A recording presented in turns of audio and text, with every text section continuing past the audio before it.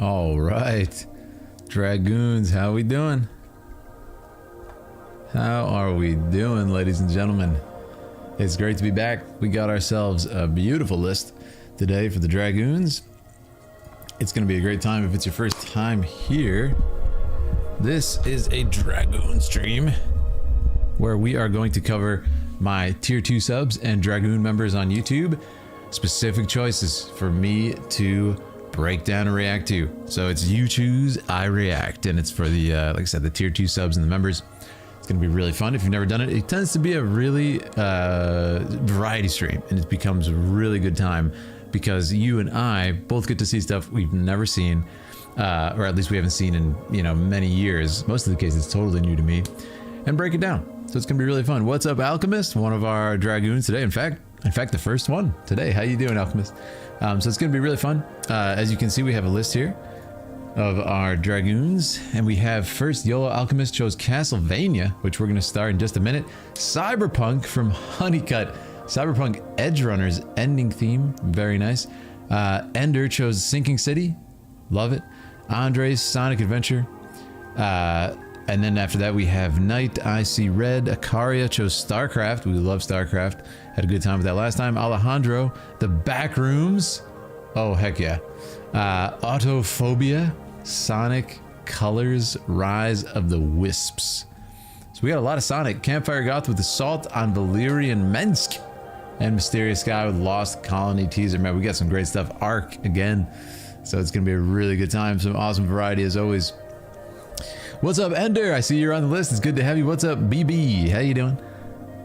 Suggestions opens up. BB is for our tier 2s on Twitch. You get to choose videos, and like I will do it if you do that. And for our Dragoon members on YouTube, it's the same. It's the same amount of support. You get that. What's up, Jeff? How you doing? Doing great, Alchemist. Yeah, doing great. Lots of fun stuff going on behind the scenes here, which I can't say yet, but very exciting stuff happening. What's up, Ender? Good to see you. And Akaria, how you doing, Akaria? Great to see you. So yeah, listen, Alchemist is in the chat. We're gonna start right with his Castlevania. Man, I love Castlevania. So let's begin right with that. And I'll turn down our lovely Echo the Dolphin music right now. Gotta love it. All right, ladies and gentlemen. So let's get into it. Alchemist. Lords of Shadow. Oh man, this game I've not seen. This game is like it's like a alternate universe or something, right? Yeah, if I remember from E3. Man, I wonder what year E3 this was. That's fantastic. Oh, Lords of Shadow 2 as well. So it's a second in this series, but from what I understand, it's a different continuity than the other stuff. Yeah, very awesome. Okay, I'm gonna do an intro for YouTube just in case we throw this out there. It's Valor Alternate. Awesome, man. I love anything Castlevania, so I'm not opposed to it. At this point, we have show as a Netflix show, the original continuity. There's like an original uncanonized continuity that had like Sonia Belmont and stuff, which I think is not canon anymore. There's a lot of stuff going on here, so you love to see it. Oh, also, it's on the couch right behind me. Let me grab this. You guys might appreciate this as fans of the the video I did with Aaliyah. Oh yeah, ladies and gentlemen, we're serious. Okay, we're very serious. So stay tuned for that. And excuse me. Whew. Okay, we're ready to go. What's up, Baked Hot Dog? How you doing, Honey Bun? It's gonna be great. Now let's do this quick intro for YOLO. Today I'm watching, reacting to, and breaking down the cinematic language of Castlevania Lords of Shadow 2 game trailer. I'm a big Castlevania fan. This particular video is chosen by YOLO Alchemist, awesome member of our community. If you didn't know, I have my members choose videos for me to react to, so it's a lot of fun. If you want to get in on it, click that join button or sub at tier 2 on Twitch. Let's get into this, and if you enjoy our time together, make sure to check out all the other videos that I break down on this channel, and make sure to subscribe. All right, it was one of those sneezes that just kind of sneeze. Yeah, dude, the sneezes have been kind of crazy recently. I won't lie. This is beautiful. Yes, it's gonna be really fun. You played the first one, not this one. Oh, nice, very cool. All right, let's get into it, ladies and gentlemen. Here we go. Castlevania. I think, oh, actually, you know what? Are we like, yeah, we are. Make sure I wasn't cutting off the screen. I did that once and it was terrible. Tragedy. Okay, here we go. I love Castlevania. I'm a huge fan. The Netflix show has been like the coolest thing ever. And I listen to Castlevania music a lot. Let's see what we got here. Ooh. Fantastic opening image. Torment and loneliness is what I'm getting. Oh, that's a lovely shot right there. Oh, it's obscured. It's crooked. I mean, it's an incredible shot right off the bat, because right here, it's a shot that, number one, you cannot do in real life, essentially. But I love that it's abstract shapes. It's rotating, and he's actually going to step like over the camera, but in reality, he's kind of stepping through the camera, and he's able to do that because this is obviously CG. What a wonderful way to introduce this character who is clearly lonely, tormented, going through something that is not fully clear yet. And what a lovely image this is. Beat down, you know, hanging down the head. Really powerful stuff. And I love this kind of listen to this string. Ooh. Then I love how it writes itself, the camera. We kind of get a sense of coming to here. And this is, I assume, Dracula. Ooh. Interesting, the tombs that he's touching must mean an importance there that is unspoken, but means a lot to him. Oh my goodness, what a shot. It's the first time we see his face. That's a wonderful character introduction. Using the environment that he lives in, which is now being attacked, to explain his character before we see his face was a really good choice. He's powering up.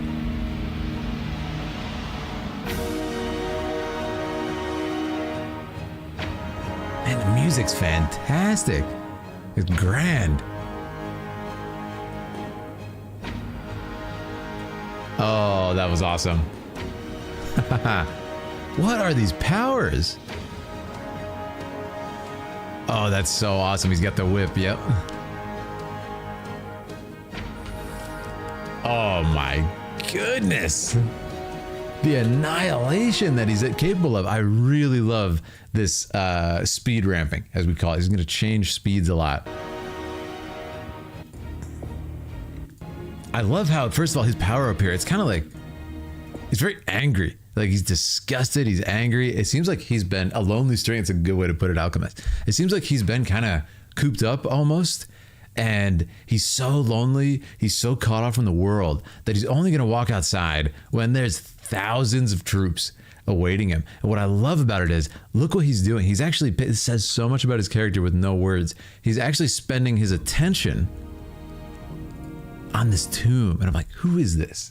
Right? It's a great question to ask. Like, who is this? Because the emphasis there is great. And I love this lighting. Again, choosing to withhold his face, in this case, by lighting. Choice was really good. And then he's going to walk over here. Again, no face. There's another tomb. Looks like a child. It's like something happened to him, man. And only then does he walk out casually. And the troops are already inside his castle gates. They've been probably sieging him for hours. And it's just like, he's not bugged by it. You know what I mean? I think that says so much, right? Show, don't tell, encapsulated so well. Yeah, it's funny. I mean, that's got to be like one of the most common tips you'll hear in storytelling, right? Is show, don't tell. But oddly enough, rarely is it executed perfectly. Right? I think this is a good example of it. And I love how he's angry. Look at this. What a power, man. It's a really cool take on it. He becomes Mist, obviously a vampire, right? Really dark vibe. And again, the colors here are really kind of hopeless is a color choice, is a choice that I would use there. And I love the speed ramping, as we talked about. I mean, look at the there's a lot of shots very quickly happening here, but look at the crater where he landed. Just cleared out thousands of troops, landing right amongst them. It was a good choice. And of course, editing to the music here as it's becoming powerful. Starts out very sad, starts out very lonely. Now I'm really curious where the song is going to go as we get through this, because I assume this character is going to be continuing to be lonely. If he destroys all these people, he'll be especially lonely. So that is it's going to be interesting. But I love how we cut to the music here. Ready? Oh my good. And he's just, if you notice, he's cutting through their armor, and that is a terrifying shot right there. He actually appears just in the middle of them, completely defenseless. What an awesome way to fight, right? I love that he just slams that thing down vertically. And that's a speed ramp I wanted to see there. I mean, it's a fantastic shot. I love in action pieces like this where you pull back really, really far in the environment to showcase and kind of remind the audience of the space. And the scale, look at this, man. This is a shot with a very long lens, as you can tell by the compression here in the image. It's got to be at least 100, probably close to like a 300 millimeter. Just throwing them into the air, which is really cool. It's almost like he slams it down so hard that it moves the earth and they fly into the air. It's awesome, awesome stuff. And he's so chill about it. And the music's like almost victorious. It's almost like a fanfare. Oh no. Oh man, not even looking at him. Disrespect. Look at this. Oh, okay, yep. He's gonna power up. Jeez. Disrespect. And now he's got even more power. He can turn into a dragon? Or a bat. Yeah, that was awesome. Is it over? It's not over. Okay. I love that they showcase the world building here and the sort of how he gets his power, of course, through the blood. And in this case, he's alone, right? So he's lonely again. I'm curious what the music is going to do. If it's going to come back down to that lonely string again, or if something else, like if it's going to be victorious because he defeated them. But like, man, what is his existence? He just sits alone with the tombs of loved ones, right? Super interesting. So let's see how this ends up. I could see it becoming sad again. Could be a choice. What's this? Oh. Somebody's, yep, he's turning.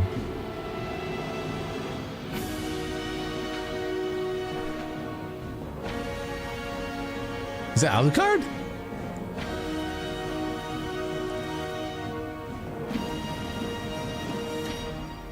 Wow. Amazing. Amazing right there. I absolutely loved it. What are we doing? Oh, we're on a different video now. Okay, let's go back. That was awesome. That was fantastic. I love this ending. Like I said, it doesn't actually go sad. It goes something else. And this being, I'm assuming this is Alucard and Dracula. This ending, that's Alucard? Yeah, that's awesome, Alchemist. I love that the music is, bah, it's almost like, I like how they face off. Because it's reminding me of the Castlevania Netflix show too, where it's like Alucard is fighting against his father here, right? He's taking arms against his father. It seems very similar to the Netflix show, man. He just decimated thousands of human lives, and Alucard's like, okay, cool it, man. Though they did attack his castle, to be fair, they did come for him. He's just sitting there, man. He's just sitting inside his walls, right? But I love that it's actually victorious, and if you'll notice, it's got the most brass. It's got the most horns, which tells me this is finally the strongest opponent, because it had horns here too when he faces down this Colossus, if you remember, right? Where was the shot? Right about there. Yeah, it's got the horns, right? But then here it really is powerful. That's got to be the Crusaegrim, right? The sword. Amazing. Also, this look says so much, because there's a fondness there. Again, if it's Alucard, that's his son, there's a fondness here that I love. And there's also a kind of sadness in his eyes still, but I like how it actually ends powerfully. And I want to just get the first frame here. Yeah, the first frame of this face-off. Beautifully done. I love it. Just like, what a great set piece too. The fallen colossus, thousands of bodies, the castle in the background, Dracula's castle, like, that's Castlevania, baby. We love to see it. Wow. Yeah, I gotta say though, if I'm gonna talk about my favorite shot, it's absolutely the shot. This is a fantastic piece of imagery here, and I want to see the first bit of it. Look how we rotate. You usually see him in the leftmost part of the frame. Then he crosses over, and then the camera twists around, and it's controlling. Like, look at this. Let's go back one more time. Right when he crosses over, it's controlling the composition. In such a way, it's so visually pleasing, but it's so empty and it's so sad. And I think that demonstrates exactly what the character is going through, while also just flexing. Beautiful, beautiful cinematic. My goodness, this is obviously pre-rendered, especially from the time this came out. But wow, it's beautiful. I mean, imagine if this was an opening to a film, Alchemist, right? Imagine the Castlevania film that opens like this. Oh boy, I'm invested. And it says so much with so little. Absolutely fantastic. Right? Absolutely incredible. Let me see what you guys are talking about here. My imagination, this guy have a very similar face to you. Hey, I appreciate that. I appreciate that. Thank you. Alucard, autoplay. Yeah, autoplay is a disaster, right, Akaria? Okay, Alchemist says, I watched Sinners yesterday. That's a movie that would be a completely different movie without its music. Ah, there you go. Same thing is going here. There's no dialogue. There's no battle sounds. Only music. Yeah, it was an interesting choice. You know, when I first saw it, it took me a minute to adapt. Because at this point, you don't really realize that there's no diegetic sound happening. It's just, you know, he's walking. It could be walking quietly. But when we come out here, you would hear the battle. You would hear the troops, right? So it's interesting that there's no sound. And it kind of only hits you at this point. But then once he starts, you know, I think what happens, that why it works is right around here, when you start to see it's functioning like a music video. What is it? Right about here, when he twirls it around. Yeah, it started to function like music videos, and they're cutting so strongly to the beat, right? That it starts to really work. I think it starts to really work as a choice, the sound choice. What's up, Subtext? Was that Philip in the game itself? Yeah, that's me, man. Crazy, right? It's crazy how they got me in there. But yeah, I think it's really great. My favorite shots are, number one, this one. Again, one of the, it's got to be one of the best shots I've ever seen in a game trailer. Like, look at this. It's just so well planned and well timed. Again, not possible in real life, specifically for the reason that he like passes through the camera. But then it writes itself, and it's just that last frame still on the axis shift. So it's still not fully righted itself. And it's just like, what a lonely image, man. It really sums him up. And then this image is my other favorite. Right about here. I love this image with the candles and everything. I think it's really strong. Yeah, right about there. I think it's really strong to have the light wells behind him, but the face obscured. Beautiful. But how you doing, Subtext? It's good to see you, man. It's good to see you. How's that video doing? I still gotta watch it, man. I still gotta watch it.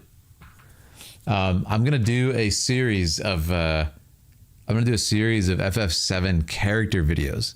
That's something I've been thinking about doing. Pretty much all the main cast of FF7. I want to do videos on why I think they're like such great characters, and just like break down their characters and kind of their function in the plot and stuff. I think that'd be really fun. Just kind of like video essay type content. It'd be awesome. Subtext makes great videos, if you guys don't know, on Final Fantasy. But yes, this is a fantastic video. I love this Alchemist. It's a great choice. And I want to see this last part one more time, because man, it just hits perfectly. Look at this.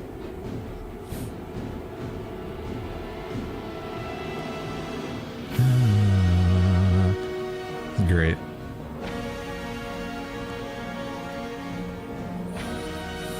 I love the smirk though. It just says so much, right? Awesome.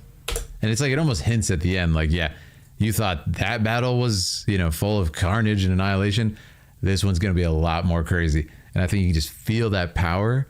And the fact that he respects this opponent says it all. It's like, oh no, someone who's equal to him. Oh, this is going to be bad. This is going to be a powerful fight. All right. So I'm super excited. Could be a double turret glass floor. That's true, Alcar. I suppose it is possible. But just in the terms of, like, you know, holding a camera and doing it fully, practically without some trick like that, yes. But it is possible. Yeah. It would be amazing to see it in live action. It's just so well shot, like, so impressive. It's doing great, over 80K. Oh, I'm so glad, man. And over 200K on Max channel. Yeah, did he posted a reaction, right? Is that what he did? So that's so cool. Please tell me it's giving you a lot of subs on your channel, because you really deserve it. I hope his reaction is I'm assuming he linked the original video in your channel, at least, so they can, like, go over and see you. Glad you enjoy it. Yes, I love it, Alchemist. I am a Castlevania freak, and I constantly mourn that I cannot even do anything with the Castlevania Netflix. I've done reviews in the past. You can go see them if you want, but it's very difficult because yeah, it's on Netflix, and they won't even let you do a trailer breakdown. I did it in the past and got copyrighted, so it was annoying. But thank you, Alchemist. Really good choice. And shout out to Alchemist. Yeah, our resident Final Fantasy fan who's been watching the channel for a long time and has that awesome cloud avatar as well. So if this is just for the recorded version, don't panic, anyone. If you enjoyed your time together, make sure to subscribe. Make sure to follow over on Twitch, hop in Discord, and if you want to choose a video for me to react to, you know what to do. Click that join button. All right, moving on. A whole bunch, but now got to make more content. Yeah, dude, Claire Obscure subtext. I've been playing it, and it's just such a joy, man. It's like the game was made for me specifically. It's so good. It's so good. I really like it. I really enjoy it. It is fantastic. You're welcome. Glad you enjoy it. Yeah, man, Alchemist, good choice. Keep up the Castlevania stuff. If there's anything else you want to see, I'm always down. Always down. I got to make more content. Yeah, I hear you, man. It paid off for you being slow, though. Slow and steady. Won the race in that case. Hoping E33 influences FF7. That would be cool, Cracks. Yeah, I love Excavation 33. We'll be streaming it again soon, so we'll have plenty of time to talk about it. Watching the breakdowns. Yeah, man. Did you finish the game, Subtext? I'm just starting Act 2, and it's lovely. It's absolutely lovely. Yeah, I've really been enjoying it. I'm really enjoying the game. It's great. It's fantastic. I have a story I've been writing for years where the characters, there's a character in it named Versius, who you guys know I used to name all my characters that in my stuff, like in Elden Ring and all that stuff. So seeing the character Verso in the game, I was like, what in the? This is crazy. This game was made for me. I've been meaning to watch your E3. Yeah, man, if you get a chance. You beat it last week? Oh, dude. I love that game. I'm actually enjoying taking my time with it, but I do want to keep going. I did a stream a few days ago, and I just did only side quest stuff because it's so fun. But I'm gonna do it. Probably can't tonight. I think we have an event to go to, but another time, my friends. Anyways, thank you so much, Subtext. We're gonna move on to Cyberpunk from Honeycut. I think Honeycut's in the chat too. Cyberpunk Edge Runners. Let's get it. It's already been a lovely viewer choice, so let's keep the energy going. This is CD Projekt Red. Okay. Interesting. This will be cool. I are here. Great. I finished Expedition 33. You did? Oh, I can't wait. It's a spin-off. That would be great. Yeah, potential spin-off. I love Final Fantasy X. It's one of my favorite games ever. So yes, give us more stuff like that. Anything, and I think that's one of the things Final Fantasy is both famous for and now kind of infamous for is they don't, how do I explain? They don't do the same thing twice. Final Fantasy, which is to much chagrin of some fans and much celebration of others. I think Final Fantasy X had such a good battle system, and I guess they used it again in 10 too, right? So I guess I'm wrong on that, but you know what I mean. With mainline titles, they always change And I think in a lot of cases that is sort of sad because FF10 is so good, right? So then when you get Clair Obscur, it's like I'm playing FF10 again. And in some cases, it would almost appear like Final Fantasy is like, oh, we've done that now. It's used up. It's done. But then Clair Obscur comes and it's like, this is a great battle system. Let's add some more mechanics to it. Let's put the parrying and stuff. And all of a sudden, it's completely new. So yeah, I would love to see something like that. A lot of studios should take note. Yeah, I mean, I saw something on the budget. Did you guys know this? I saw something on the budget of the game. I think it was 40 million for Clair Obscur, which is no small amount of money. 40 million, right? If you guys have that much, congratulations. If you got that many coins. But the budget for other games that are AAA is like 300 million, 400 million, 800 million when you get into like Red Dead Redemption and stuff. So 40 million's really not that much considering how amazing the game is and how good it looks. So yeah, something to consider, right? Something to consider. Gripe with FF10 from the little I played is how often battles take place while exploring. I hear you, Crackson. It's a different time when the game was made. So if you're coming from this era and going back, it'll be a little bit of a surprise. I don't remember if there's a way to control the battles in FF10. There might be on the PC release, Cracks, of FF10. I think there is like speed boost and stuff, and maybe there's an encounter turn off too. I'm not sure. I've not played it, but I know there's actually like kind of, what do you call it? Like quality of life stuff like that. I don't know if it's as simple as going back to turn-based or not, because also what makes it... Oh, totally. Yeah, I was going to say subtext. That's the secret sauce to it. It's so much fun. It's truly amazing how they do it. I love it so much. I'm like... Because I love FromSoft games. I assume you do too, subtext. I love FromSoft games. And I love FF10. So to get those together in the same package, you never even would have thought about it, right? So I think that's why it's so genius. Also highlights the size can be a negative. Exactly, right? Too bloated, too many cooks in the kitchen, as we say, right? Too many cooks in the kitchen. NSP said it well. Rebirth is an action game with a turn-based twist. Command menu and E33 is... Yeah, there you go. That's a good way to put it. It's weird, though, because the parrying, like... I guess it is an action game element, yeah. Even if other games like Paper Mario had defense mechanics. Yeah. It's totally different. It has the feeling of, like... Dark Souls, like I talk about all the time. I haven't done on last stream, actually, in the reaction of my breakdown of the ending of Act 1. In the first like 2 seconds, you'll see I lost all my characters. I sent in my backup team, which was one person, and that person was going to die if they got hit again.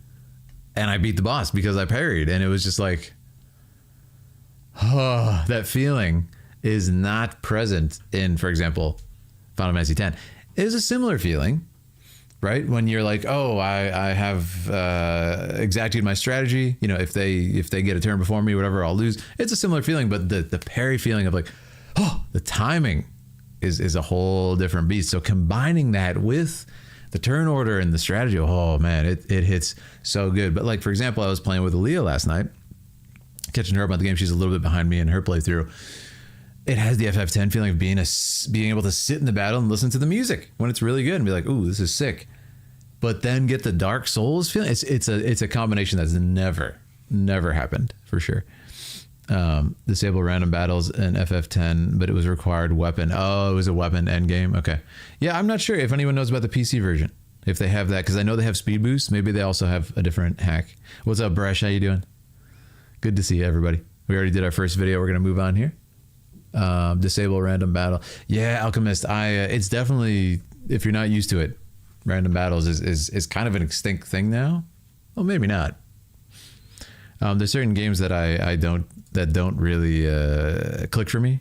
So I haven't played a lot of like the turn-based stuff that comes out today. I've played very little of it because it's not really my cup of tea, like Persona and stuff. But I know they're out there. I don't know if they do random encounters anymore though. The biggest inspiration for the pairing was Sekiro. That's a speedrunner. That's hysterical. I can see that. When's the next Clair Obscur? What's up, Chris? Despite being ahead of you, I just want to watch you play. That means the world, Chris. Was going to do it tonight, but I think it has to be tomorrow because I have an obligation later, an event later to go to. So probably tomorrow. Get back to you on that ASAP when that stream schedule goes up. If you guys are always looking to not miss the next stream or know what the next stream is, don't forget the notification bell. I know people harp on about that a lot, but you truly will never miss what's going on because it'll say like starting in a half hour or an hour, the Claire Obscure thing. Here come my beloved CD Projekt Red. Yes. I don't know what this is. I've not seen. Is this the anime? I hope this doesn't get copyrighted. If it does, we'll just wipe it. But Persona doesn't do random battles, at least from 3 onward. Don't know. Oh, okay. They don't do random battles. Good to know. It's based on the anime. Okay, based on the anime is promising.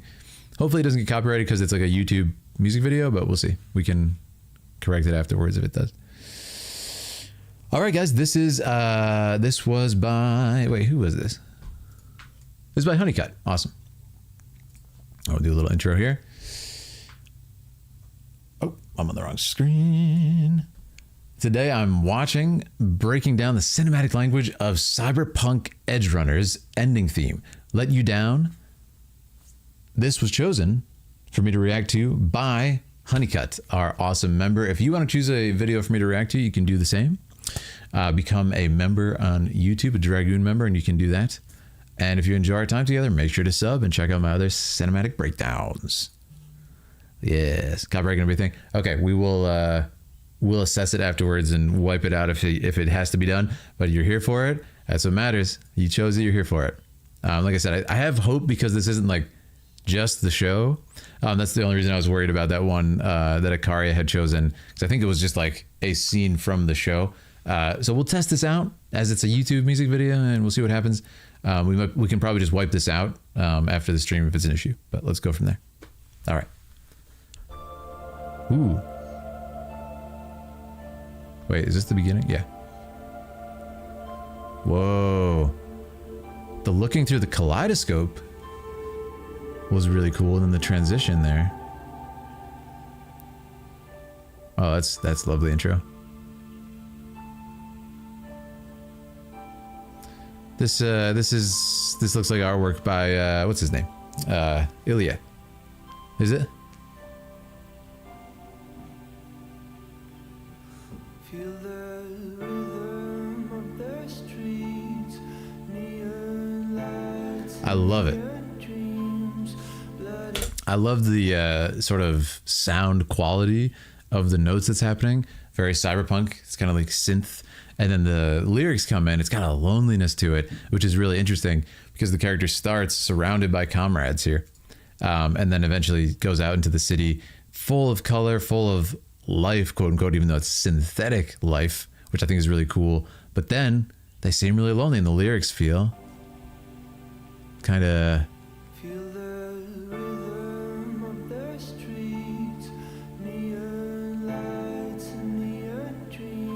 Great animation. Yeah.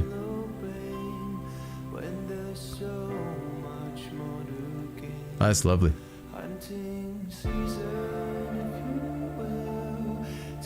I love it. And we're getting to kind of, I've seen Aaliyah play some of this game on her stream, my fiance, and it looks very familiar, the sort of setting that we're in. Sasha, you in and out kid, Jammer ain't gonna hold forever. Okay, so they're on some mission, they're on some heist maybe. And I really like it. Sounds like Coldblade, but spooky, yeah. Oh, and these backgrounds are in the game. That's so fun. Honeycut, I love that. So you can go to this location in the game.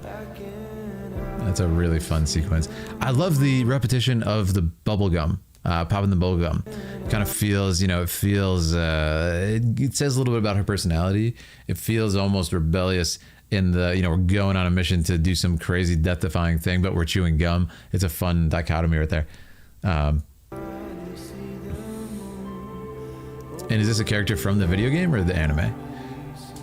Okay, so we're getting in, we're probably hacking something or stealing something. Plug right in, all right. Hi! Financial report. Okay, so she's grabbing confidential information. Great storytelling. Oh, I said make sure nobody catches you, right? See that again. Oh, hold on, it makes sense. I'm assuming something's gonna go wrong here. Let's see, get a little conflict. Oh, flashback to being a child. No, okay, same. I guess I'm not strong enough right now. Some sort of drug, looks like. Classified. Oh, painkiller, undisclosed side effects, gradual neurodegeneration. Oh, that's horrifying. This is probably what happened to her mother in this case, or a close friend, sister. Horrifying, and she's getting the proof right here. Wow. Will not be disclosed to the public. Yeah, this sounds about right. Nothing out of place here. Product will not be pulled from the market. Yeah, 100%. Got to get that profit, all right? Got to get that coin, chat. You know, why would you? Oh, yeah, I like it. The expression now becomes less playful, becomes less bubblegum, and more locked in. And I love how we go from the child imagery of bubblegum and being a child in a real sense in the flashback to now growing up, being locked in. This is personal, right? So I really like that. You can see, again, yeah, that's perfect shot right there to talk about it. Right there, you see the bubble gum? Oh, that's so fun. This is such a cool idea. So if you look here, the logo of the drug represents the bubble gum, which is her innocence as a child. And then it is going to quote unquote pop that bubble gum. And we're going to see her literally being a child here, with the eyes being wide, bubblegum, etc. That goes away now. Harsh reality, dark truth, and now innocence is gone. She's an adult. Really, really well done. Really, really nice sequence, and it's a lot of metaphor that I think is really well done. But I mean, representing the bubblegum with that circle is... what a wonderful world to live in. Yeah, precisely, right? It's crazy. But yeah, very, very, very nice touch with the bubblegum. Where are you? Oh yeah, she's going rogue. Sorry. Connection lost. Yep. Enemy is coming in. This is very well done. Still, oh my goodness. Oh. Okay. She's got a plan though. Oh, that's fun. Whoa. So interesting to kind of back to the happiness and the sort of I love the fact, I think it's really important. Look at the contrast. It's a really important detail that her eyes are closed for this, right? It's kind of like willing ignorance. Ignorance is bliss in this case. Not looking at the horrible truth of what happened with her mother, right? Refusing to open up their eyes, and then, yeah, and then here we are. Now she's looking straight on. She's locked in, right? No more kind of ignoring. Oh, that's so fun. I think she hacked into that guy and had him shoot his comrade robot. Thanks. She must have some insane augmentations. Ooh, man, the vocals right there. Ooh, we got to see that again. Hold on. Look at this. Right here. I love how they mimic the lyricism of the song, like with her face. The passion that's in the notes right here. In the music, you see it on her face. I think that's really strong. Come on.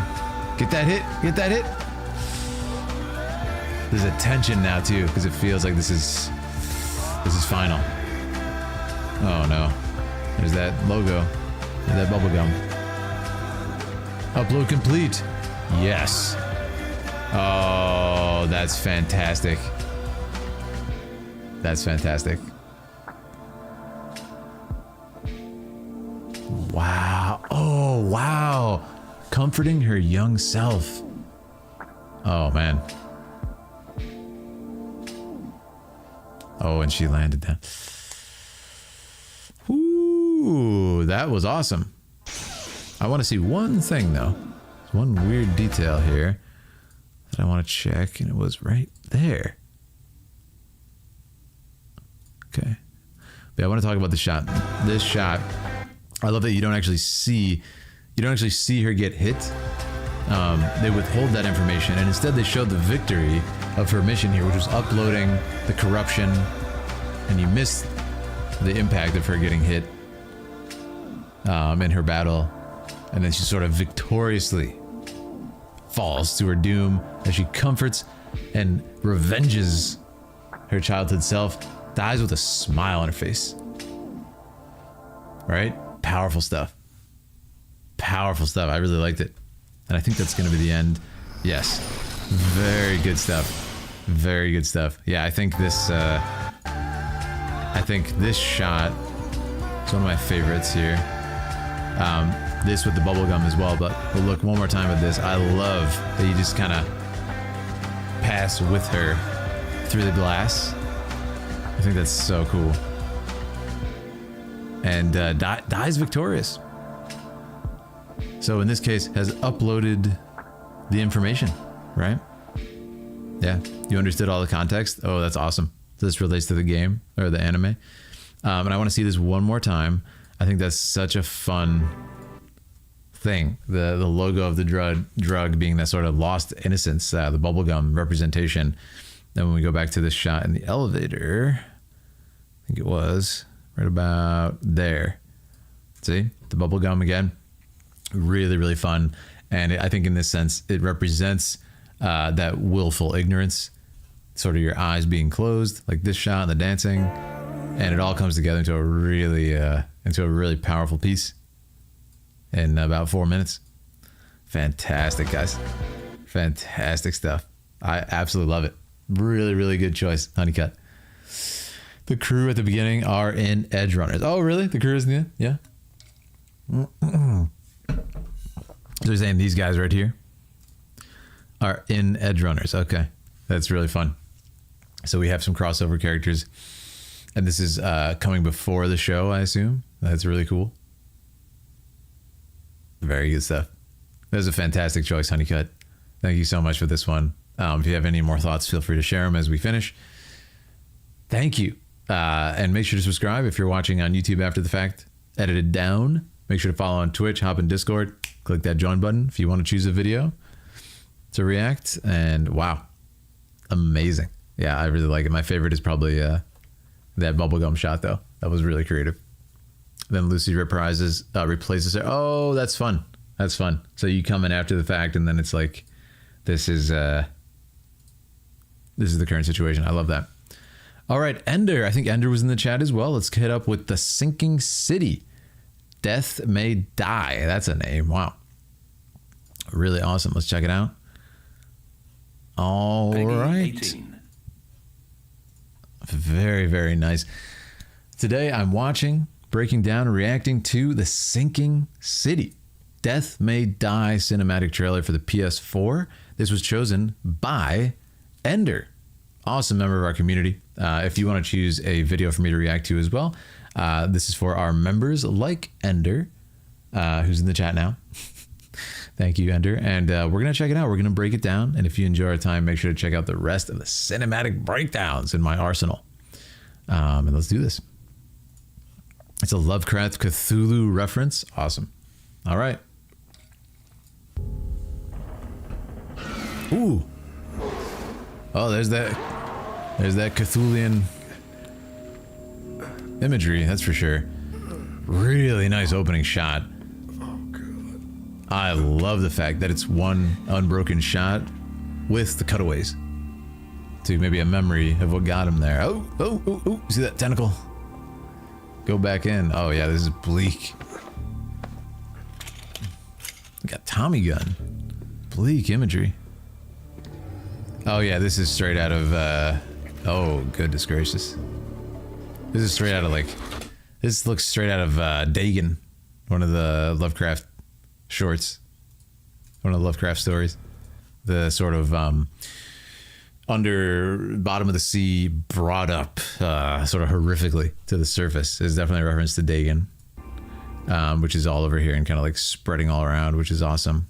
And you can see this tentacle retreat there, which it was smart to have kind of subtle spotlight being shined down on that negative space, so you see the contrast of it. Very clever. Yeah, but that first shot, I mean, that's worth talking about. This is fantastic. Yeah, I like that it rotates in the same shot as he gets this like horrific flashback. I mean, it's a fantastic shot.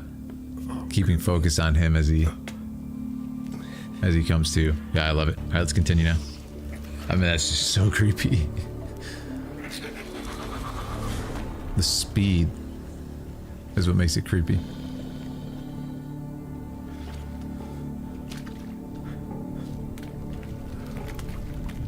Oh yeah, this is straight out of that story still.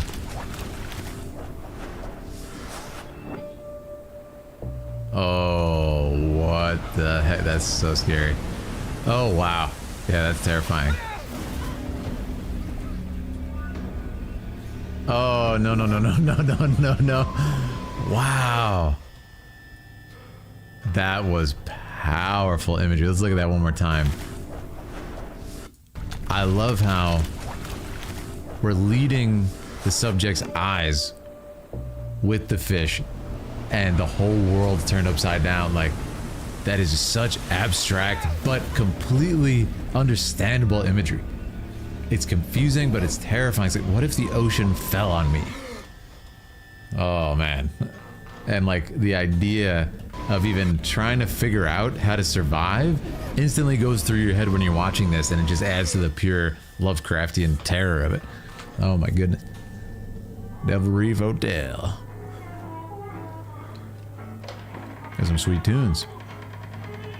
That's awesome, Ender. It's a compilation. Oh, so smart. And now he's upside down. Oh, that's fantastic. Yeah, we're playing with perspective and expectations here. Really cleverly. Oh yeah, let's just have this creepy... Oh boy. Don't touch that. That's true. Oh boy, yeah, definitely don't touch any of this stuff. Definitely don't do that. Tentacle door handle, totally normal. Obviously. Oh, he's gonna be different inside. Yep, I love that. Very unsettling, for sure.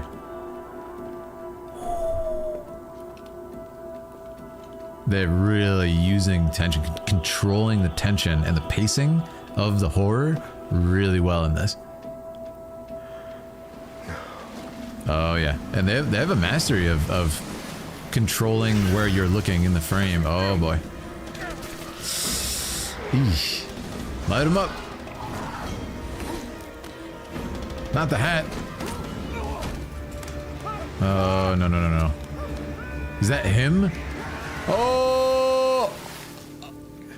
The repetition, that's how it started. He saw himself get taken away. Oh, this is fantastic. It was a fake out to show a flashback, and now it's a looping, endless terror. Oh, no, no, no, no, no, his eyes! Look at the eyes! Watch. No! No, no, no, no, no, no, no, no, no, no, no, no, no. Oh, that's really creative. The endless loop of him getting taken underwater. Now he like is one of them or something. Oh man, really powerful. Yeah, if this was the sinking city, man, if this was the opening to a film or a sequence in a film, I'd be super impressed. Endless loop and gets less human. Yeah, endless loop getting less human every time. That's a freakish idea. Didn't catch it the first time? Yeah, if you look here, that's actually him getting dragged the first time. This is the second time. But it's cool because you're meant to think like it's a flashback. I guess theoretically it is a flashback, but it could also be used as a flash forward. A preview of what's to come. He eventually gets sucked in and stuck in this loop of and that the thing that's powerful about the reason why Lovecraft stuff works is because it is the unknown.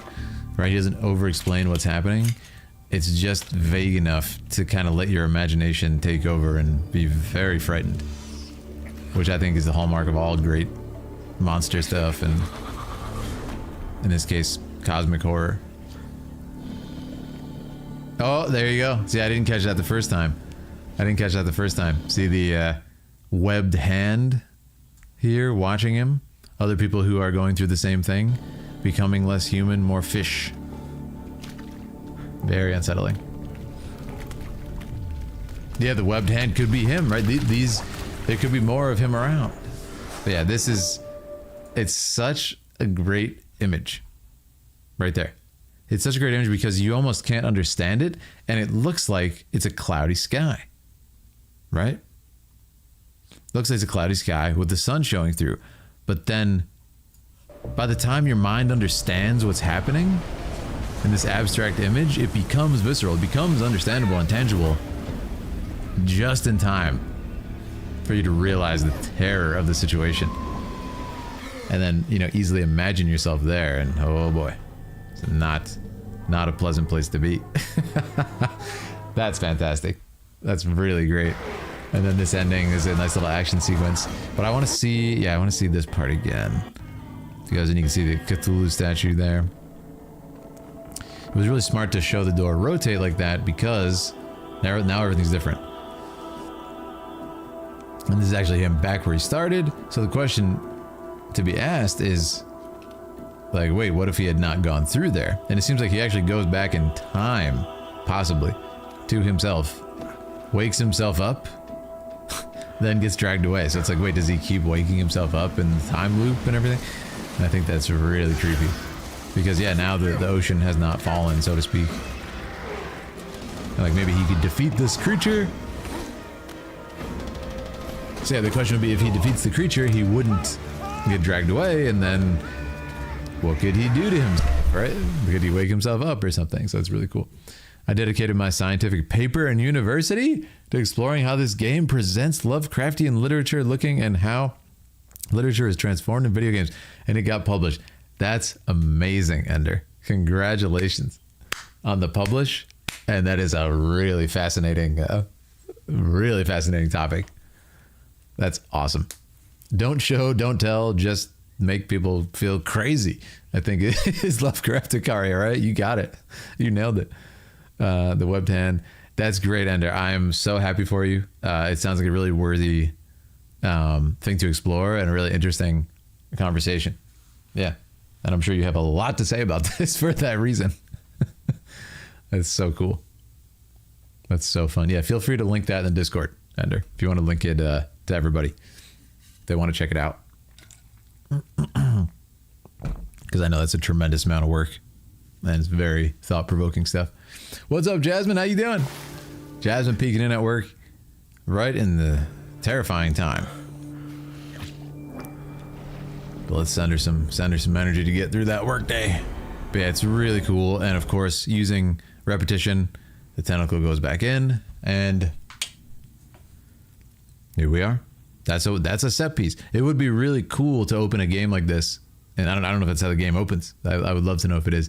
And then you take over and play, this time worrying about what to look out for, right? Which is really cool. Are these hands sticking out? Ay. That's terrifying.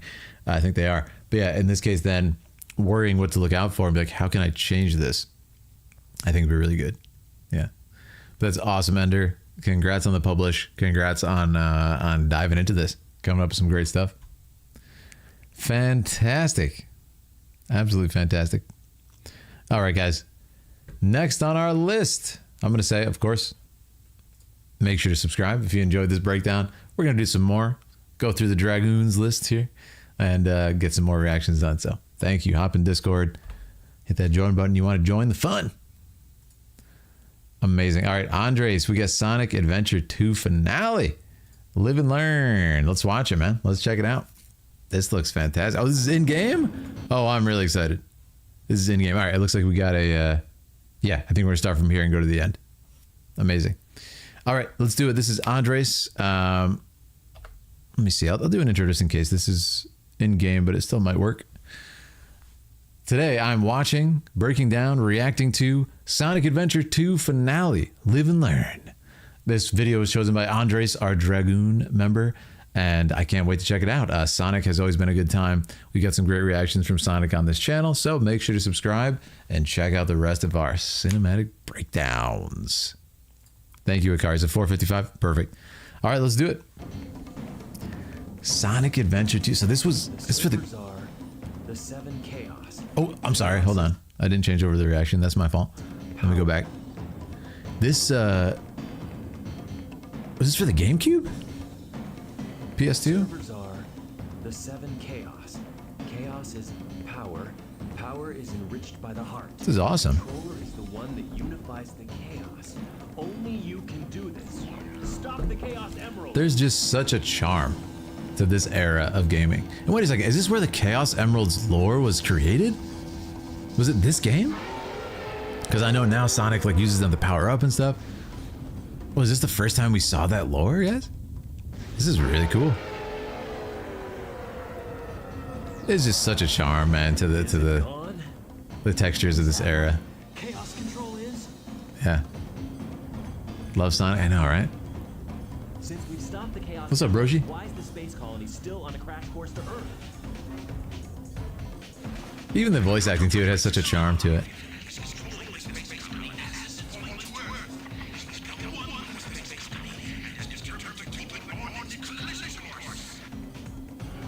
Sonic. Wow.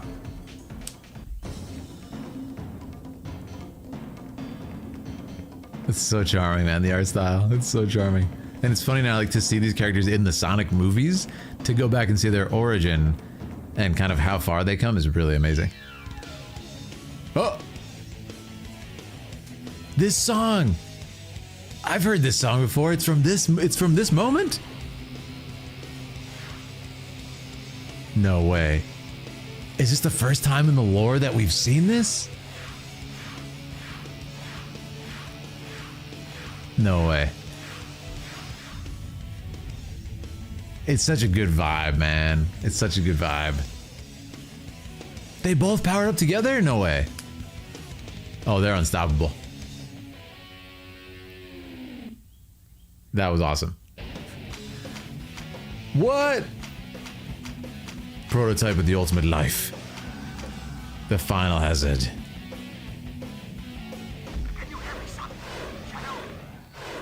Wow, this is so good, man. I didn't know the gameplay was insane, like flying in space. I love the music, man. I love that the music is like, it's hopeful, it's energetic. It feels like you can conquer the world, man. It feels like you can change the world, and I think that's the point of this. Being on this journey with Sonic and Shadow to then see them. And I love that they're working together. I think that's so fun.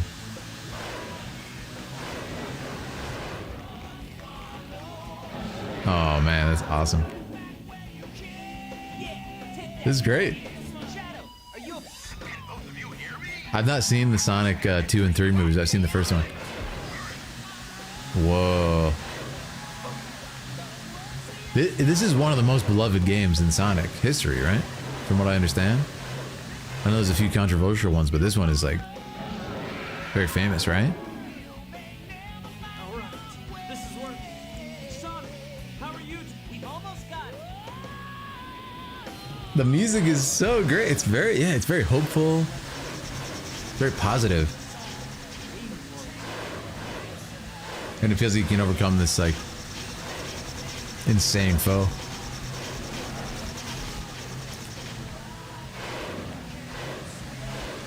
I'm trying to hear the lyrics too. It's very cool.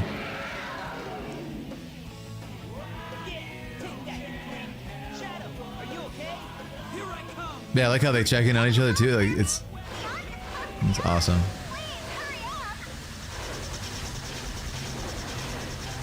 Wow.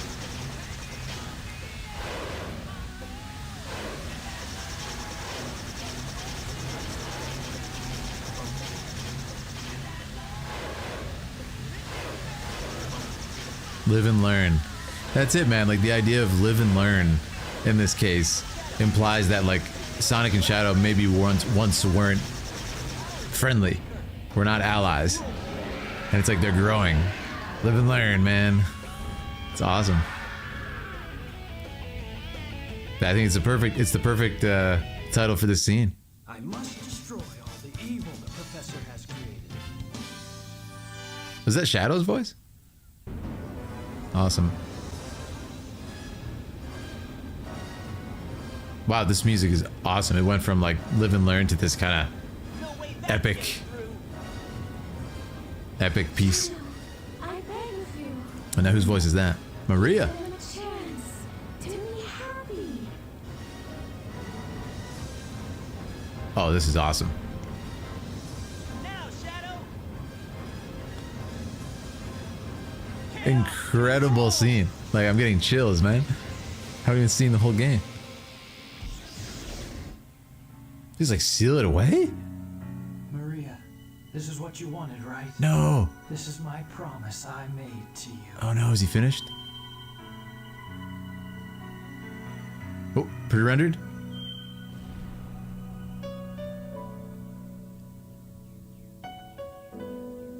Oh man, this is so well done. And they saved everybody, clearly. I love this somber music because you're getting the people of the world celebrating, but it seems like maybe Shadow didn't make it.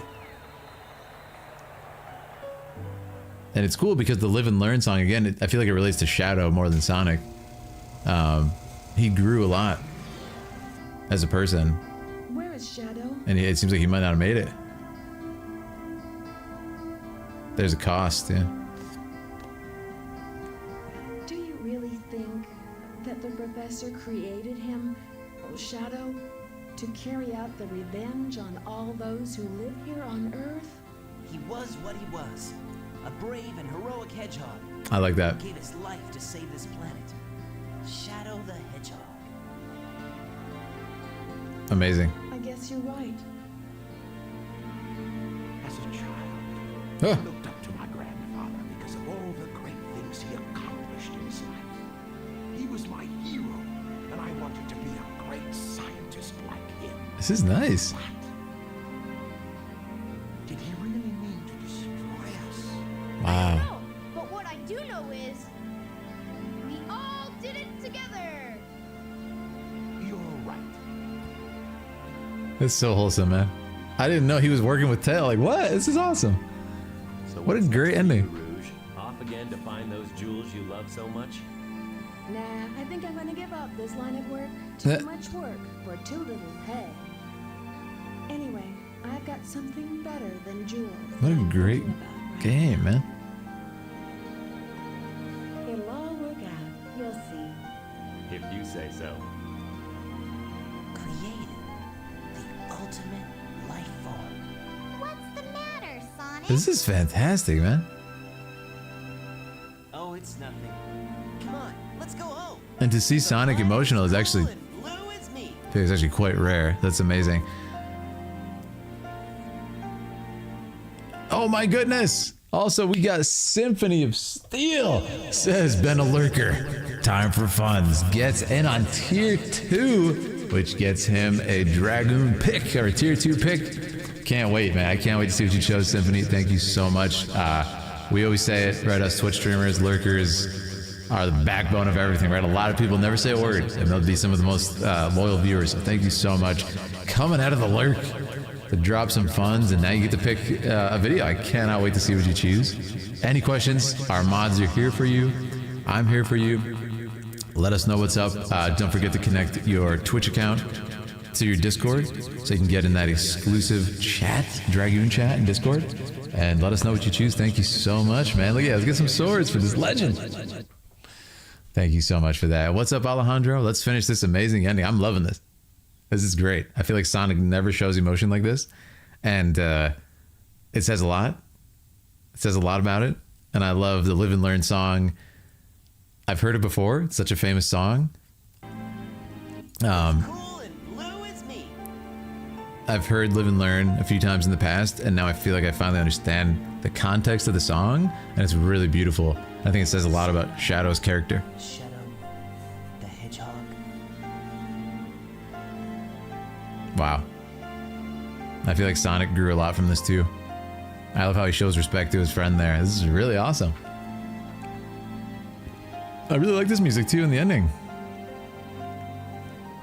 Beautiful. I've never seen this side of Sonic. Literally played it on Sega Genesis, and this was the GameCube, man. The GameCube is so awesome. Yeah, and there's the song again, yes. Fantastic, man. This is making me want to watch the Sonic third movie, like I said. But yeah, I assume this solidified a lot of lore for stuff that comes later, but I could be wrong.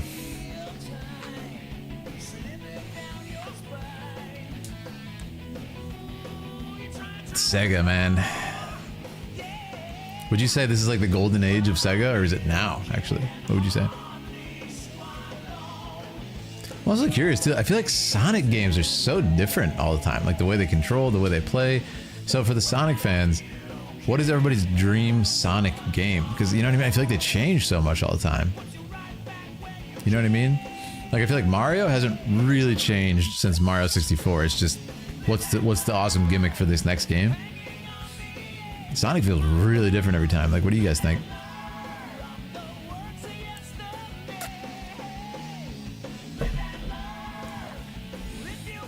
That's such a good song.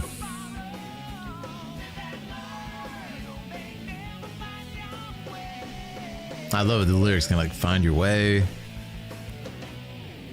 It's that classic Goku Vegeta team up at the end, right? You gotta love it.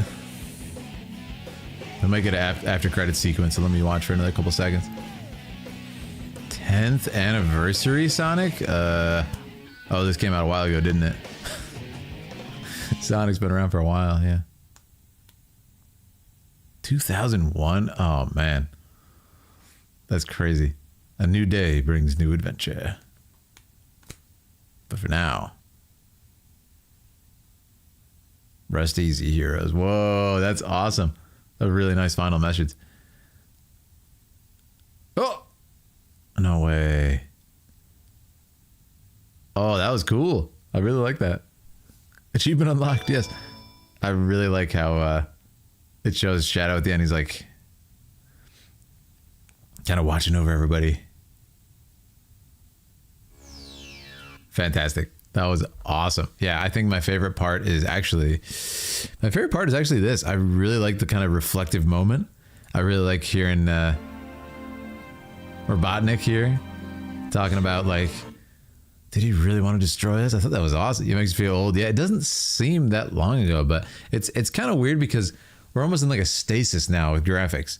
Like graphics became photoreal-esque like years ago now, and they've just been slowly like chipping away at like lighting fidelity to get the lighting photoreal and like these little tiny details like how light reflects and stuff, increasing polygon count. But yeah, it's more about like kind of light. It's not even about like graphics anymore, if that makes sense. It's hard to explain. It's like simulating absolute reality, whereas this time in gaming was so far from it. Like we weren't even thinking about that when we played games back then, you know? It's crazy. But what I do know is we all did it together. That's such like I really like the voice acting quality of the scene too. It's just so wholesome and kind of warm. It has that very like Final Fantasy 12 feeling to the recording. It has a warmth to it because of the compression of these old systems. See? We all did it together. So there's a little bit of compression that makes it kind of like a little warm and stuff, almost like it's being talked, you know, through a helmet or something. And it's that lovely, lovely time in gaming, which is we will never see the like of again. So I think it's so fun to go back to it. But yeah, that's my favorite scene. I'd love to hear from Sonic fans, everybody's kind of wants for the rest of it. But that was awesome. Thank you so much for that choice, Andres. And yeah, we're going to go on to the next part of the list. Make sure to sub if you're watching this later on YouTube. And let's get to it. Knight. I don't know if Knight's in the chat right now. Night Fury. I see red. Everybody loves an Outlaw cover. Safe music video. Thank you for that. Akaria has StarCraft 2, Heart of the Swarm. Well, we know Akaria is with us right now. I think Akaria's still here. If you are, I'll pop into Akaria's. And then, oh, Alejandro's here too. The back rooms. Oh boy. Oh boy. Am I really though? Yeah, it's like, what does it mean to be here truly on a philosophical level, on a Philidari level? What does it mean? Okay, why don't we do a car? I don't think Knight is here. More art direction than concern over graphics. Yeah, exactly, Alchemist, right? Max, do you touched on the reaction to the new GTA 6 trailer that actually had art direction? Yeah, that's a really good point. That's a really good point, Alchemist. Like, it has the kind of like what do you call it? Not retro, like vaporwave coloration and everything. It's a really good point. I should really do a GTA 6 reaction, shouldn't I, guys? I was traveling. I was traveling in London at the time it came out, so I was just like, well, there's no chance I can do that. But I also figured like everybody on Earth did one. I was like, I don't know if I need to, but if you guys want to see it, maybe I will. Okay, Akari, let's do this. This is oh wow, that looks awesome. StarCraft 2, Heart of the Swarm opening cinematic. Sounds good to me. I might be a figment of your imagination. I remember playing Sonic way back on the Genesis at a friend's house. Yeah, no, I remember playing Sonic on, I think it was Sonic 2 that I had. It was either Sonic 1 or Sonic 2 I had for Genesis at one point in my life. I don't think it was when it came out, but I did have it, and it was a good time. I can't even remember much from it other than like the green screen, the green grass and stuff, and running left to right. Oh, by the way, did you guys see Killer Instinct came out on the N64 online? That's very exciting to me because I love N64, and I used to play so much Killer Instinct Gold. It's ridiculous. So we got to check that out. But yes, let's get into it. This is Akaria. This is StarCraft. Let me do an intro because this is StarCraft. We like StarCraft. Today I'm watching, reacting to, and breaking down StarCraft 2, Heart of the Swarm, opening cinematic. Very excited for this. This is chosen by Akaria, our amazing mod and Dragoon member on the channel. If you want to choose a video for me to react to, you can do the same. Click the join button, become a Dragoon. This I'm excited for because StarCraft has treated us well on the channel. They always come out with great videos that we've been able to break down, and it's always quite fun to cover them. So in this case, we're going to continue. If you enjoy our time together, make sure to sub to check out the rest of my cinematic breakdowns. YOLO's getting out of here. Hey, YOLO, have a great evening. We really appreciate you, and thank you for stopping by. And I enjoyed your video so much, the Castlevania one. So thank you. Have a great night. The last full render cinematic. Really? That's crazy, Akaria. So this would be... this actually comes after the one we did last time, right? With was Kerrigan, right? Awesome. All right, let's do it. StarCraft 2, Heart of the Swarm. Such a good name, man. Heart of the Swarmcraft. Before Legacy of the Void.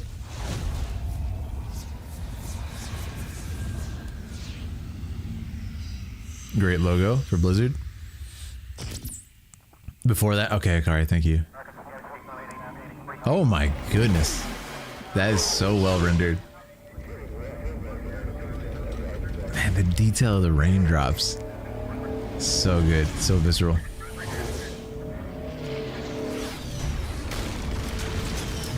I am the swarm. Armies will be shattered.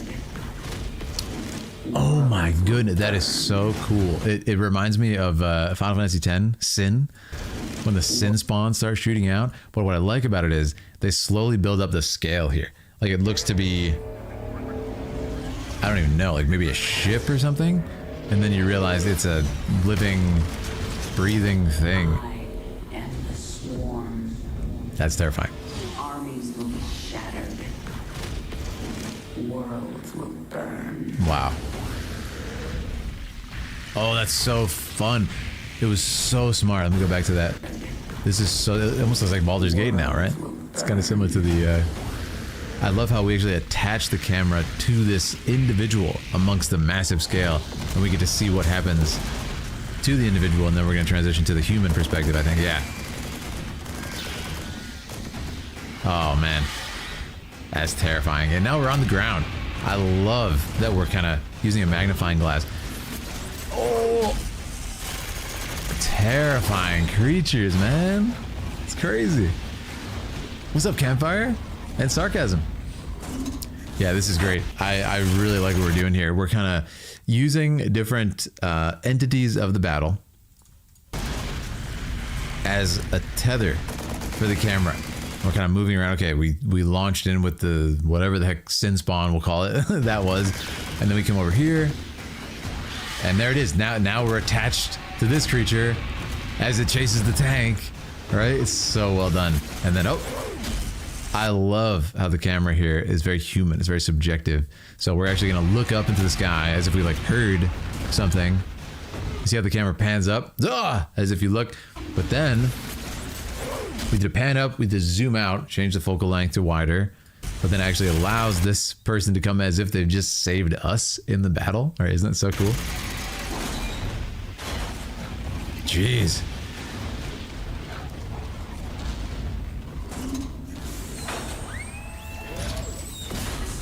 Really nice sound design there.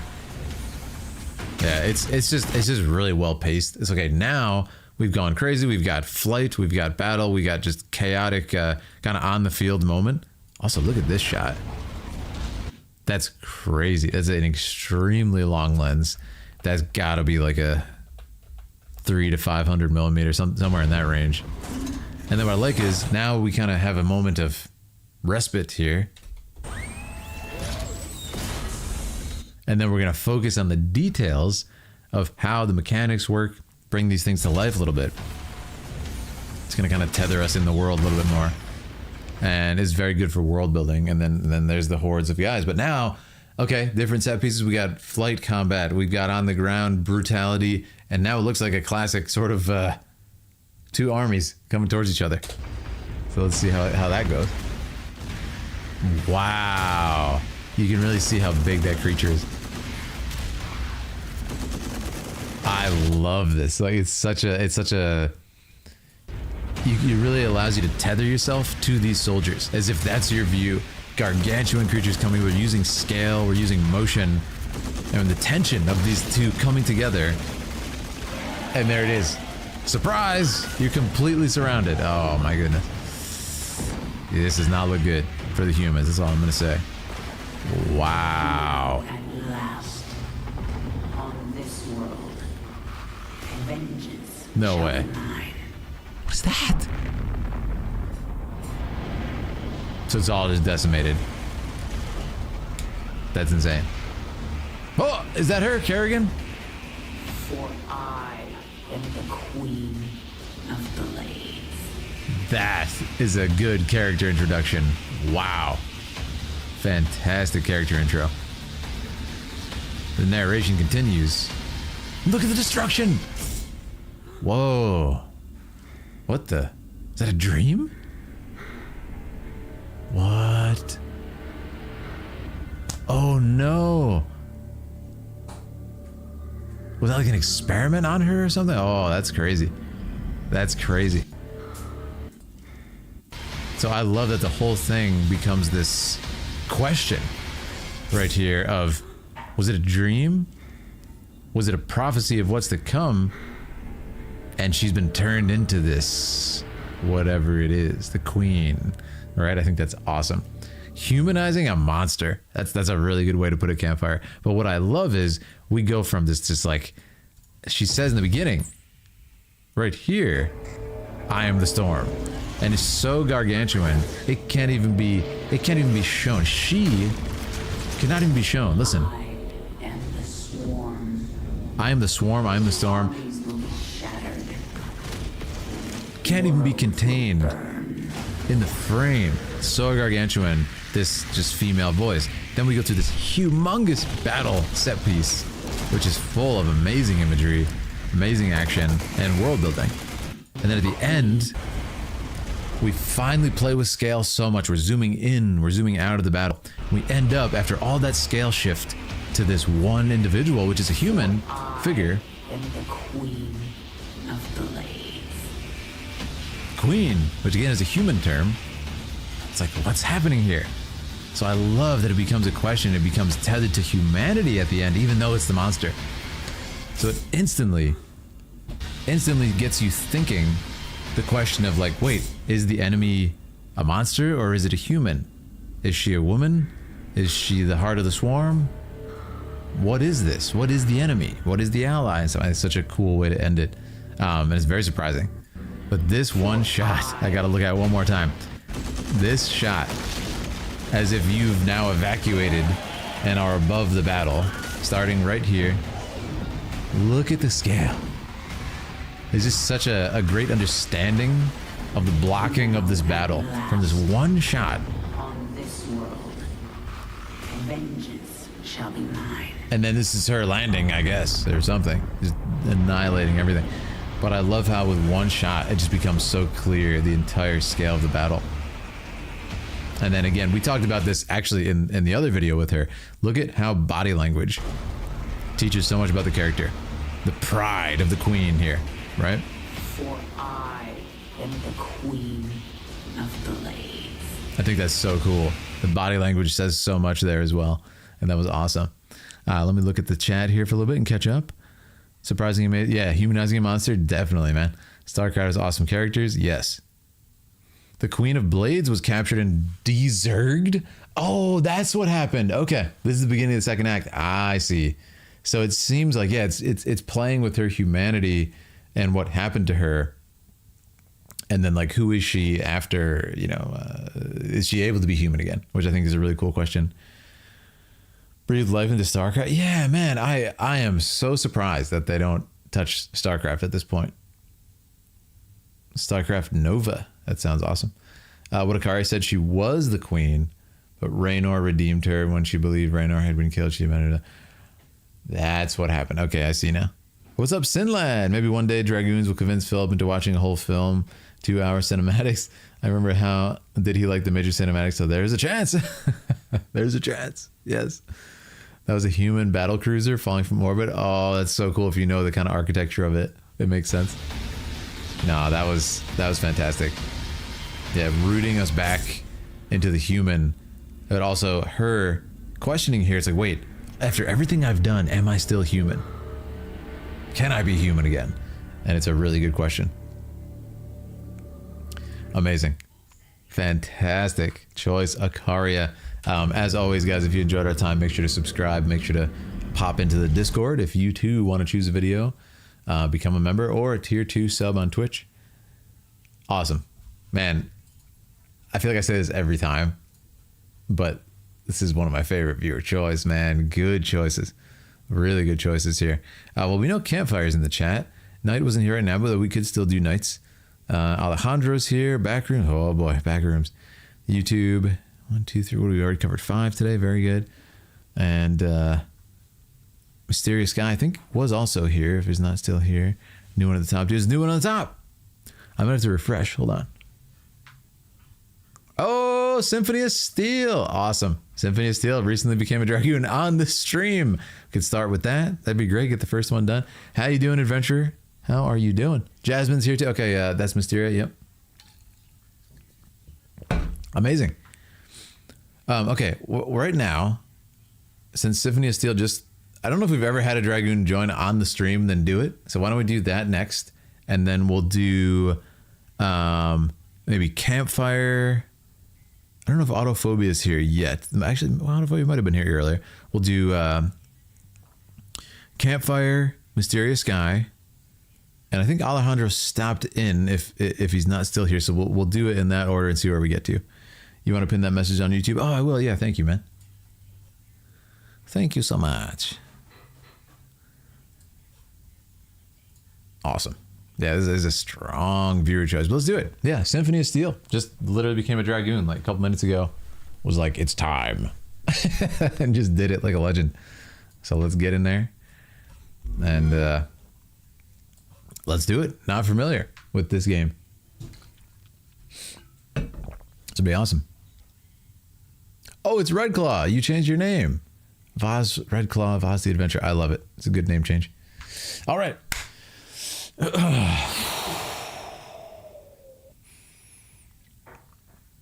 Today, I'm watching, reacting to, and breaking down Metro Exodus.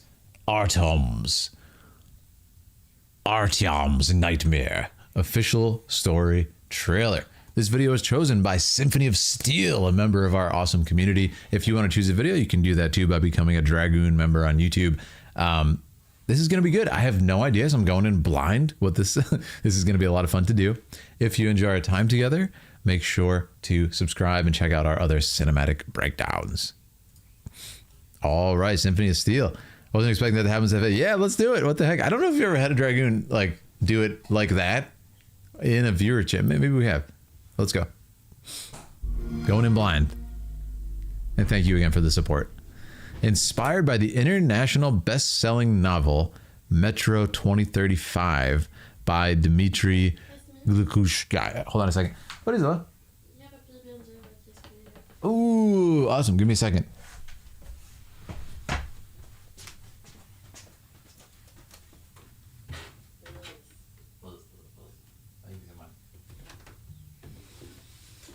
Yeah, we got it. We got it, guys. PB&J. Fresh from Cafe Elia. PB&J. Don't know if you've ever done one near the end of the stream before. I think maybe once. Awesome. We got a PB&J, guys. I'm going to have a bite and then we'll get on with it. Mmm.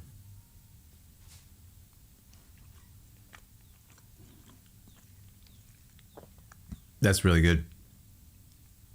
Cafe Elia got that lunch special going on. It's good. Mmm. You want a banana? Yes, please. Oh. Thank you. All right, guys, it's time for a tutorial.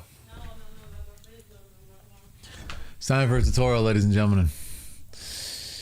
I feel none of you in chat know how to open a banana. In fact, I know you don't because I haven't shown you yet. Are you ready? So, you got a banana like this. There's only one way to open it. Okay? See that? Right. If you've never seen it, many of you may think the correct way to open a banana is this. You get the stem and stuff. And there's many theories amongst different experts. Bottom first like monkeys do. Very good point. However, I've discovered the actual way to open a banana. Okay, and if I've never shown you, I haven't shown it in a few years on stream, have I? This is how you do it. All right, chat? There's only one way to do this. Watch closely. Here we go.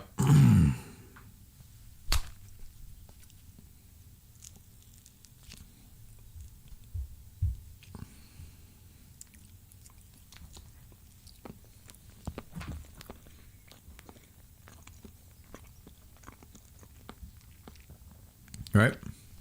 See that? That's how you do it, ladies and gentlemen.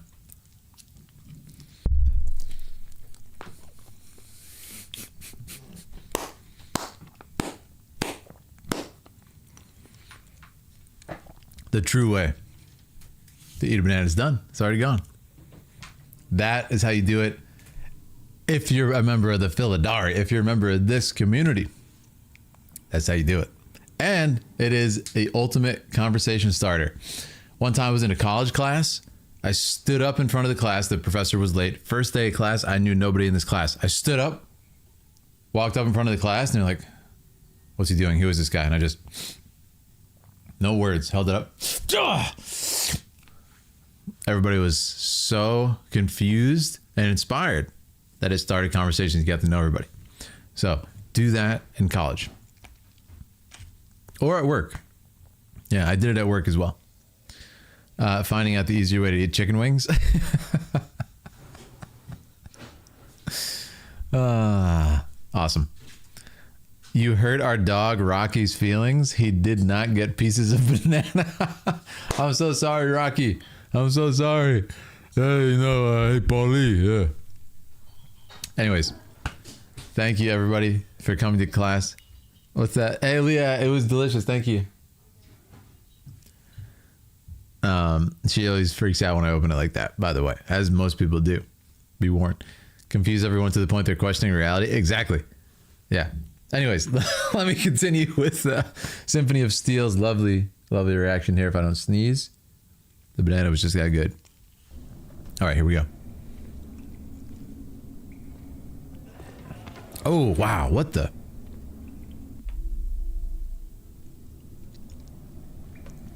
I love this. It's abstract, huge human shape. That's really great. Clearly like some sort of surviving human colony in this place. Looks like a pretty makeshift shelter though.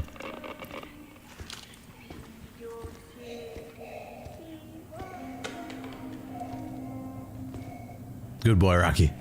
Good boy. Let me go back a second there. I really like what's happening here. We're kind of following this guard into this mysterious place. His eyes are watering and stuff. Like, this is not a healthy place to be. And why does he have a gas mask but the kid doesn't? This is speaking volumes, right?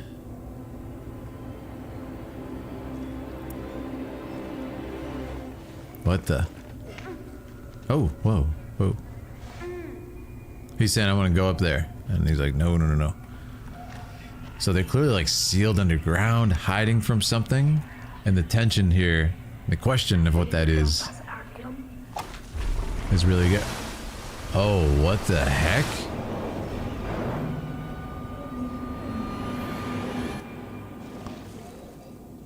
What? This is so abstract. It feels like the other video we just watched. It's Lovecraftian. Oh, that imagery is so disturbing.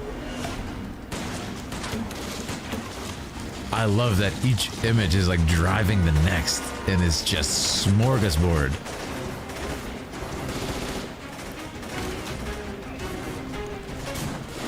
Maybe it's flashbacks to how he met her in his life. Oh man. Insane. We've been in 3 different set pieces, and it's every time this Russian, it's a Russian toy, I believe, correct me if I'm wrong, this Russian doll gets opened, we transition to a next place. So they've already taught us the cinematic language and how this world works, how this mechanic works, and they're using it really seamlessly to drive us between each set piece, but we're connected to this one character. So now the question is like, who is this guy? Nesting doll? Yeah, is that it? Who is this guy? And it's just... now there's monsters running around. Like we said, what are they hiding from underground? Here's your answer. The reason for the gas mask, right? Maybe a disease. Terrifying. Well, don't put your head up to the window. They'll see. Oh, boy. Oh, is it a finite amount of times you can open the doll? The smallest one? Oh, no. Is that a bear? Oh, it's all converging. Hold on. No, is this like what happened back in the day to his family?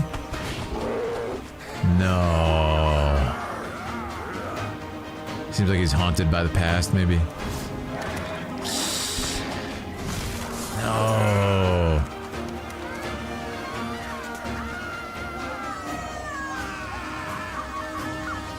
And each vision he's seeing is his family, I assume, destroyed. Oh no, he's got a shrine to him, yeah. That's so sad, man. Everybody's got shrines down here to the past. Loved ones.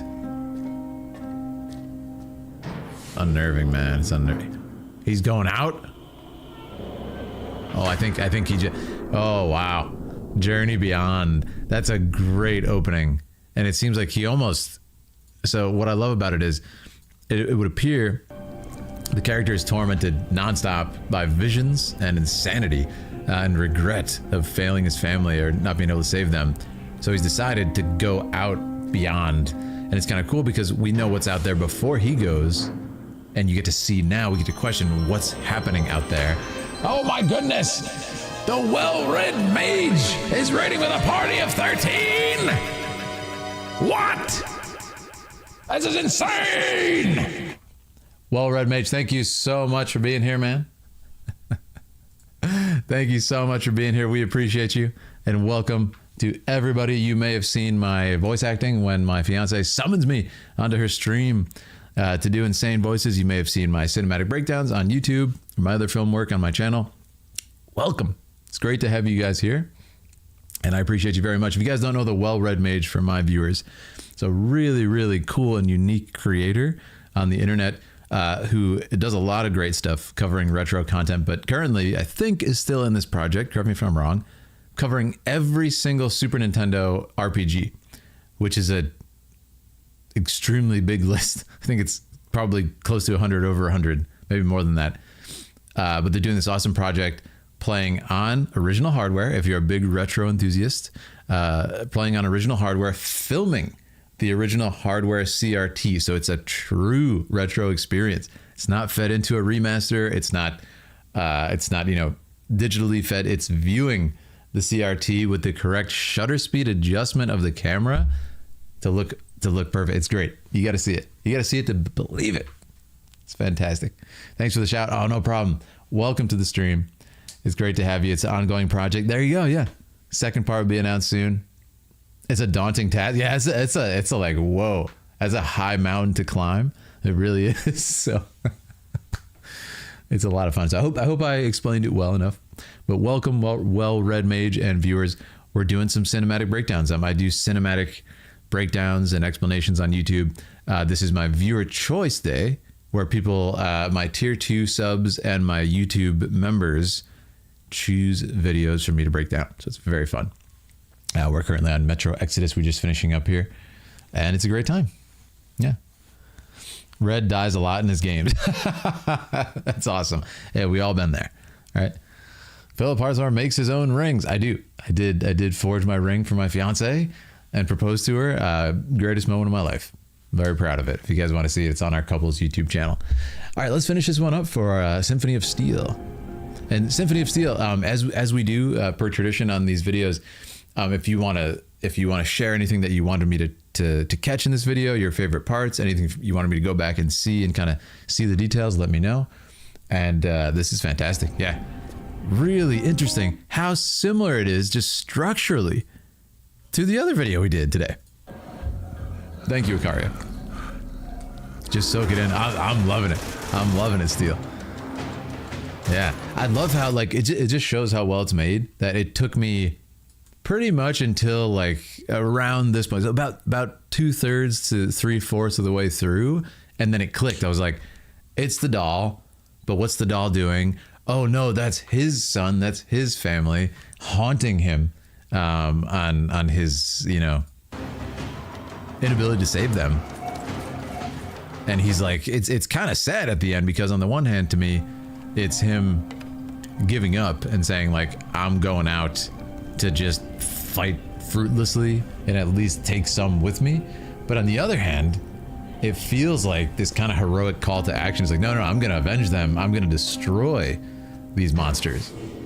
But what's interesting to me, the one cool vagueness of it is that in each of these scenarios, each of these set pieces, different monsters, snow, field, desert, he has kind of faced these like cataclysmic situations. So it's almost like this part could be later in the game. It could be like after he's gone out and stuff. I think that's what's so fun about it. It's just vague enough and it's incredibly abstract enough to be a little bit open to interpretation and kind of imagine what happened in each case.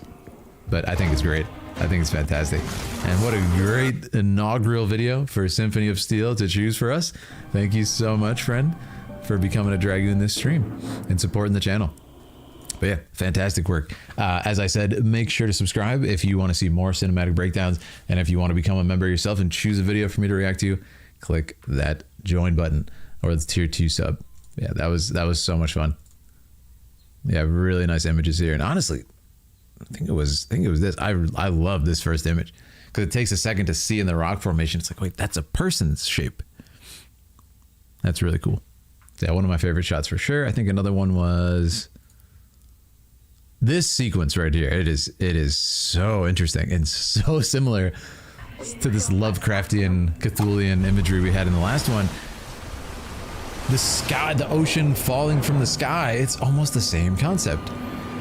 Then he gets sucked up here into this just like came from a swamp. How is that possible? And you start to realize this is abstract. This is a vision. Come closer. Very, very Lovecraftian. And what a sad image that is, right? But it's at that point you realize the mechanics of it. You say, "Oh, it's the doll that's making this happen." So it's really cool. And the question is this a vision? Is this a dream? Or is that a physical mechanic in the world building, in the magic system of this world? It's a hard magic system of this world. I think it's great. Yeah. Welcome to the Philidari. Thanks for the expedited watch. Yeah, that's got to be one of the fastest ever Dragoon watches right there. Okay, awesome. Thank you so much again for supporting. I think next we're going to do Campfire Goth and Mysterious Guy, who are both in the chat. I've not played this, but the gas mask on the Infinite, yeah, it's surreal. It's a good word, Red Mage, too. It's powerful, it's surreal, it's disturbing, and it's just like, whoa. It's, oh, man. Very, very upsetting stuff. Okay, Campfire Goth is up next, the legendary mod in our community. This is Warhammer, isn't it? This looks like Warhammer. Is that what this is? Amazing. Want some preference for mine? It's StarCraft. Excuse me. It's StarCraft. Okay, I'll include StarCraft in the title card here for YouTube edit. Today, I'm watching, reacting to, and breaking down the cinematic language of Assault on Valerian Mensk, flagship Bucephalus. StarCraft. I just want to make sure I say StarCraft in the intro. That's great. StarCraft. Assault on Valerian Mensk. Great. This video was chosen by Campfire Goth, one of our amazing mods and community members here. If you want to choose a video for me to react to, click that join button, become a Dragoon or a tier 2 sub on Twitch. It's going to be a great time. StarCraft, we actually already reacted to one StarCraft video today and it was lovely. So we're going to continue in that vein. It's always treated us good. Blizzard never misses on the cinematics. And in this case, I'm learning more about the StarCraft universe. So I think I'm getting able to sink my teeth into it a little bit more as we go into it. But that being said, if you enjoy our time together, make sure to check out my other cinematic breakdowns and sub if you want to see more. All right. A lot of nuclear stuff. Yeah, definitely. Another in-game StarCraft cinematic. Thank you, Campfire. Oh, it's in-game too. This will be fun. We watched the Sonic in-game one earlier. All right, here we are. I'm excited that it's in-game because we've seen some of the pre-rendered ones, but I feel like this is going to tether me more into the kind of aesthetic. Sir, we've reached the rendezvous coordinates. No contacts. Oh, that's nice. Looks like the Mobius ship hasn't arrived yet. That's strange. Oh, it's him! It ain't like them to be late.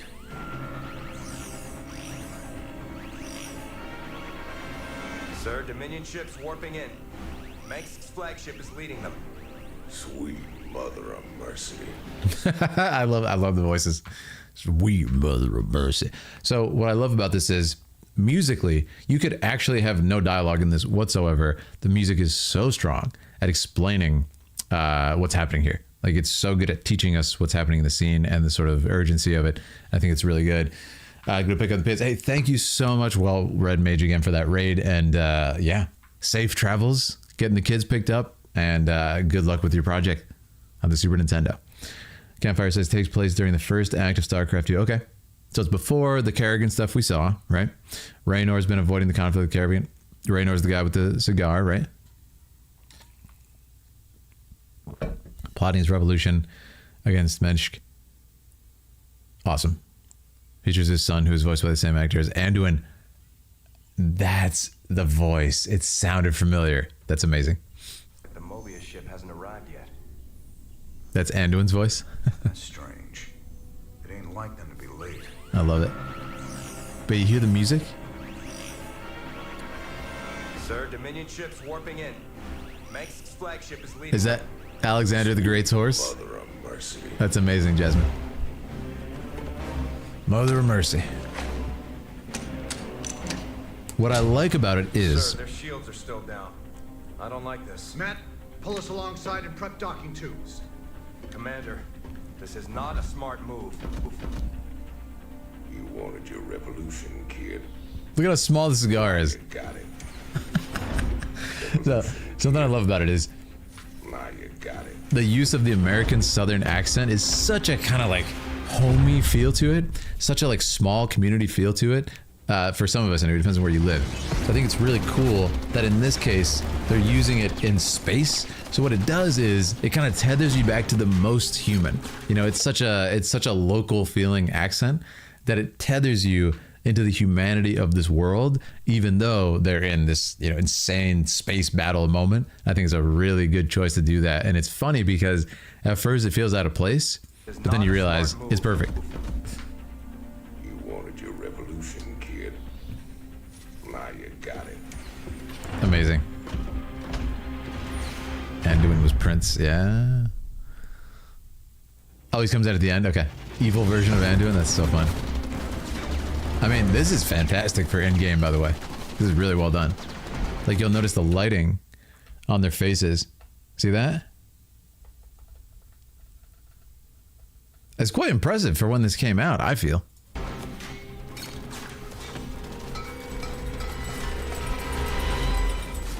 Have a nice day. Oh, flashbang. Oh, man.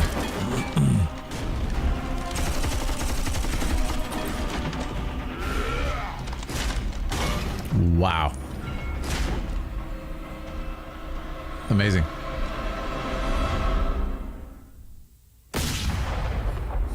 Honestly, really well done action sequence too. I think, oh, that's not over yet. Really well done action sequence. I love how the sound design is really strong throughout this, actually. Like this part right here. Yeah, the use of the flashbang. You'll notice we cut music here too, was a really good choice. Chaos, chaos, chaos. It's very Star Wars, A New Hope in the pre-trash compactor. You're caught in a hallway, you can't move. What do you do? In that case, you jump into a trash compactor. Here, let's say, have a nice day, and a well-placed flashbang. But then the music cuts. Now we're back into it, and now we're following him behind him in this third-person view, and it's like you just feel adept because this guy's clearly an absolute beast. He knows exactly what he's doing,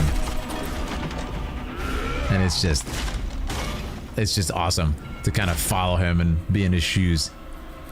And in this case, we switch to the enemy, and it's like, oh yeah, not somebody you want to be on the receiving end of as an enemy. Is that Anduin?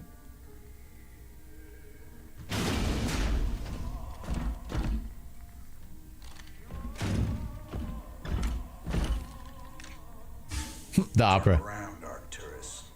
I want you to see this coming. You won't find my father here. Anduin! I am Valerian Mengsk. It sounds exactly like... I love it. I want to say one thing. I love this. This is very Final Fantasy VII President Shinra, looking out into space with the opera playing, oblivious to the plights of his troops who are dying in battle, listening to music. Relaxing music. Says a lot, right? Confident, Around, Arcturus. but evil. I want you to see this coming. You won't find my father here, Commander. He even looks like Anduin. That's the crazy part. I am Valerian Mengsk, and I own the Mobius Foundation. Through them, I own you as well. Tell me why I shouldn't kill you right now. Because I can offer you what you've always wanted. Yep. Got A it. chance to rescue Sarah Kerrigan. Ooh. That was awesome. Again, the music transitioning. Let's hear. I own you as well. It already cut. That's, Commander. I love it. He actually physically stops music, which was diegetic. And now, See this here, shouldn't kill you right now. we've transitioned from diegetic sound to What you've always wanted. this rousing soundtrack. Sarah Kerrigan. Beautiful. Really beautiful. And it's cool because it's operatic again. So it cuts off what he was listening to, but almost like it continues the song that he was playing. It comes back in. Very, very well done. Morally gray Anduin. Yeah. Sounds like he learned a lot from his father in this case. Yeah. I love it. This was fantastic campfire. What would you say is your favorite part of campfire? I love that part. I also really like the intro. Strange. Ships warping in. Yeah, this moment. Flagship is leading them. Sweet mother of mercy. I love it. And also just the posture here. This was really important. The posture of this character says it all. He's completely confident that his sort of plan, in this case, the deal, I'll let you rescue Sarah Kerrigan, is powerful enough. Like, he's confident enough in that plan that the character will say yes, and therefore does not need anything. But it also says how smart the character is, because it's like, turn around, I want you to see it when I shoot you. He didn't turn around beforehand, so it's like I knew he was going to say that, right? So it just feels like this kind of 5D chess type character who's 10 steps ahead of everybody. I think that's so fun, and I did a really good job of doing that in literally 2 minutes. You know, they teach so much about it. So yeah, fantastic scene. And then of course this being the action piece, it's well done, man. Like it's a nice shot there too. Like I mentioned, when we're in this subjective view as he goes down the hallway, you feel like a team member because it's subjective, because the camera is swaying as it walks. You feel like you're on his team, and it's like, go now. Now's our chance. So there's a really nice tension here, because it's like, okay, the flashbang went off. We got to go down this hallway now. And it's very scary, right? So, but it puts you in there so nicely. So that's definitely one of the best shots for me. And it's just, I said it before, but there's just such a charm to this era of graphics, in that what we talked about earlier, it is before we could get photoreal, though they are starting to encroach a little bit on photoreal here. The main thing holding them back is lighting, as we're still struggling with to get right in games to this day. It's really the last piece of the puzzle, as polygon counts get so dang high, and facial capture, performance capture is very sophisticated now. You know, there's path tracing and all these other things happening with lighting, which is essentially photoreal, with light particles like physically bouncing around to simulate light and how it reacts. But here we were far from that. So what they do is they have a lot of textures and a lot of tricks to kind of fool the eye. So it's just a totally different style, different art style of attempting to be photoreal. So my point being, this is exceptional for the time. I think it's very well done. Like I said, to have the light actually appearing on their faces without all of these sophisticated tools. But you can see actually the glow of his little flashlight here on the side of his face. It's fantastic. It's very well done. This is a new expansion for AR. And Campfire said favorite shot was single bullet in it, save for Emperor Mess. That's so true, Akari. I forgot about that detail. Yeah, that's a really good point. He has one bullet, which let's see if we can find it. Where was that shot? Was it at the end? Yes. Turn around. No, I like actually even better that we established that. What was it, back at the beginning? I'm trying to remember where that shot was of the bullet. There it is. Yeah, look at this. Sir, their shields are still down. One bullet for this moment, and that's what proves it's going to be such a hard choice for the character, because now he's going to be presented with this choice, this option. Confrontation. Yeah, I agree, Campfire. It's very good because it's just so human. And, you know, there's awesome action pieces, but without the human conflict tethering you. Like, for example, I'm fairly new to this universe. I'm sure it hits a little bit harder for you. But, like, this for me is, oh, yeah, I can get this scene. His greatest enemy, yeah. Like, he's struggling between his quest for revenge and redeeming Kerrigan. That's awesome, man. Yeah, this is a really good scene. Man, I have not seen a bad piece from StarCraft, which makes me very confused why StarCraft is essentially extinct if it's such a great franchise. But again, RTS is essentially a dead genre, which is kind of sad. Does it say a lot about attention spans and sort of the desire to play mind-numbing stuff versus the cerebral? Probably. Since everyone's brain rotted completely from TikTok and stuff? Probably. But still. It's an interesting question. Creates a rift with his crew who are uncontrollable. Oh, that's cool, Campfire. Yeah. See, this would be a great opening as well. For that reason, then you could explore. It's like, well, his crew doesn't know what happened in this conversation and doesn't know the full backstory. Therefore, they begin to question their leader. Like, why did he accept this deal? This guy's evil. Traditional RTS. Total War 3? Cool. That's why I avoid short form videos. Yeah, totally Dark Dragon. It's, you know, just like any medium, there are ways to create meaningful, artful content with it. And then there's ways to just, you know, kind of farm attention in a not so ethical way, which unfortunately is about 99.9% of social media stuff. Like I said, I try to make meaningful content like this. Let's break down the art. Let's deep dive into the art and appreciate the art more by doing it. You know, hopefully when I do these, you guys can get a greater appreciation for the piece, or if not, just enjoy it. Enjoy watching it with me and seeing my reactions. But that is always the intention. Stuff me and Aaliyah do, we're always trying to, you know, make it meaningful, even if it's funny stuff. Trying to make it well made and have some point to it. And of course, just be positive. It's the main thing we try to do. But yeah, short video is kind of taking over the world in a weird way. But the one bastion is still cinema, man. You got films like Oppenheimer that are 3 hours and fill in the theaters with people watching it. So it's very promising. WoW is their cash cow.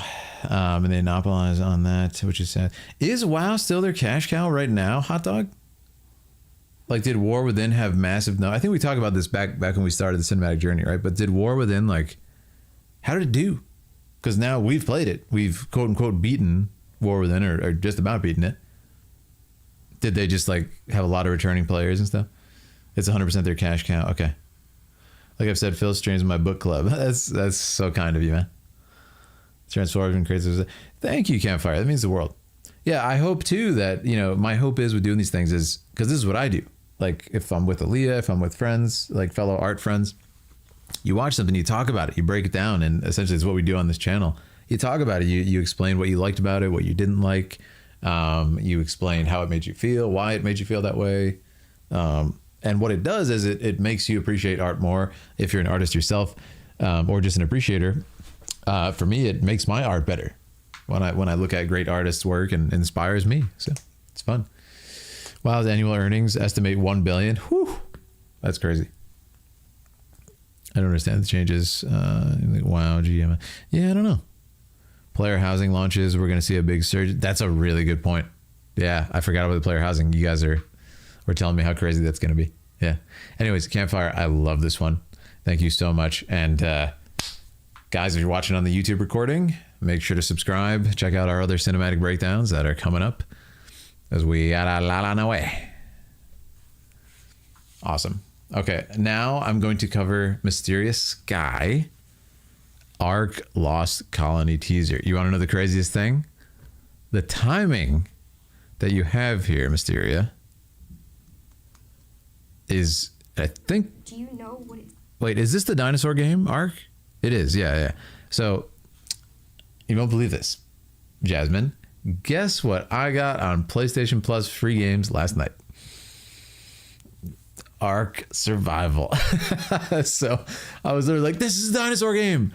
They got it on PlayStation Plus. I got it right away. Haven't played it yet, but I got the free game in the library.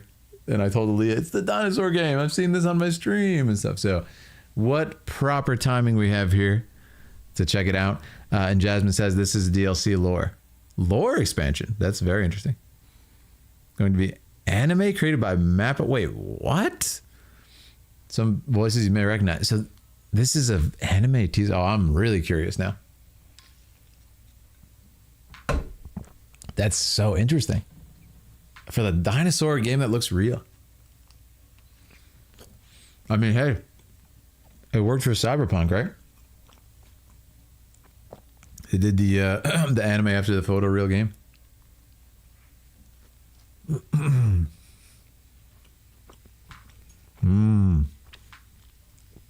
Was that good PB&J? All right.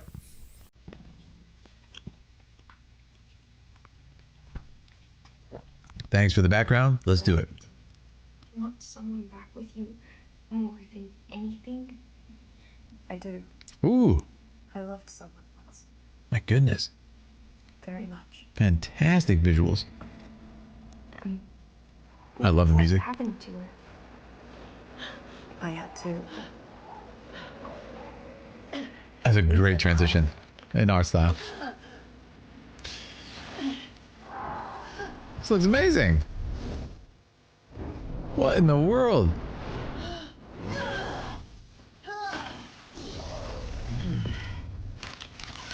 Wow.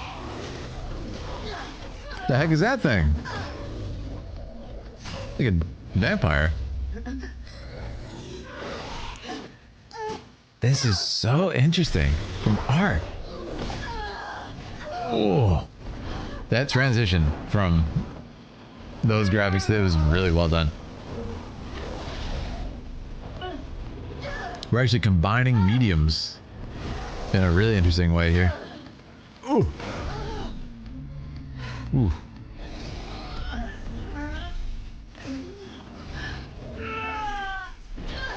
Ooh. The desperate fight too, I really like it. Well animated as well. Oh, that was cool. Like a lightsaber.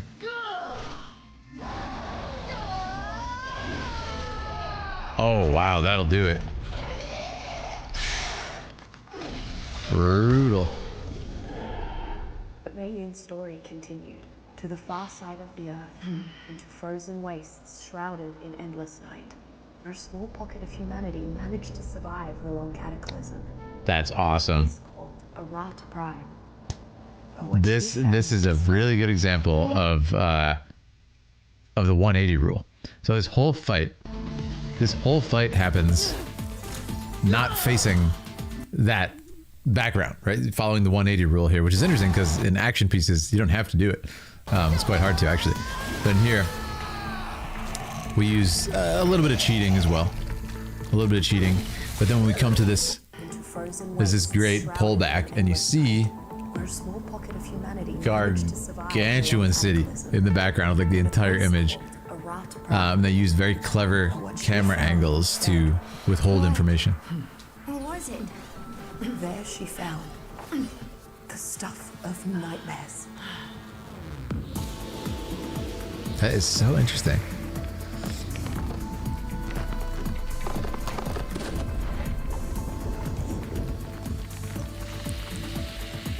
That really cool logo reveal.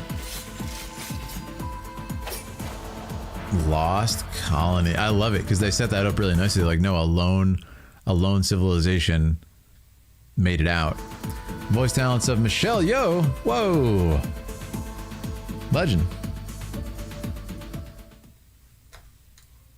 Amazing. There she found. Yeah, I really like this. This is really cool, Jasmine.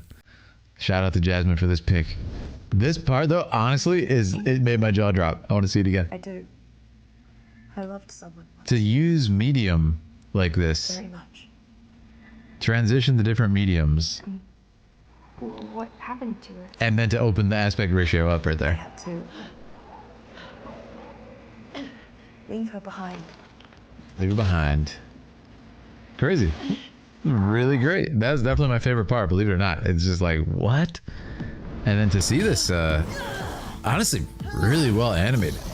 Like, look at the character movement. Look at this monster. But it's quite good. Another thing I like is the battle is really easy to understand. The music's really good, Jasmine. Yeah, I think the beginning too is my favorite part of the music. It's just like, it's ramping up. You can kind of feel the emotion. I had to let her go. It's sad, but it's like she's on some sort of journey, this character. But yeah, the action is easy to understand. It's easy to kind of follow back and forth what's happening in the frame, which can be tough with hand drawn. I actually love that choice. Right here, you see him from her view. Then we cut to her and you actually just see the swings, but you never know where the next hit is coming from because you can't see him. And what it does is it just creates this like uncertainty. So that's what she would be feeling. Ready to dodge, not knowing where it's coming from. It's really scary. That was cool. You can't predict. I'm not gonna lie, I thought she was dead at that point. Wow. I mean, she's incredibly strong. Like, freakishly strong. And somebody said, like, she just fell like 100 feet at least. And somebody in the chat said that the characters in Ark are really strong. So they actually kept that bit of the lore, which I think is kind of fun.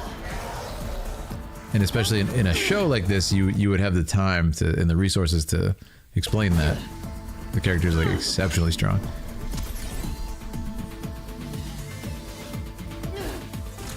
I like how the music too is just kind of like this. It's very consistent, kind of like pushing forward. There's not a lot of variations in the song. It's just like this. Fight, fight, fight, fight. It's awesome. Brutal.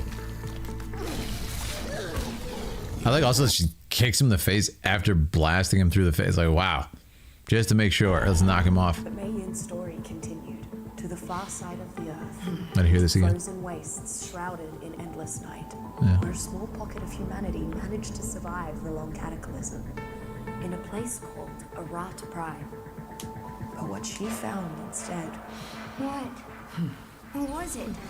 There she found the stuff of nightmares. Crazy.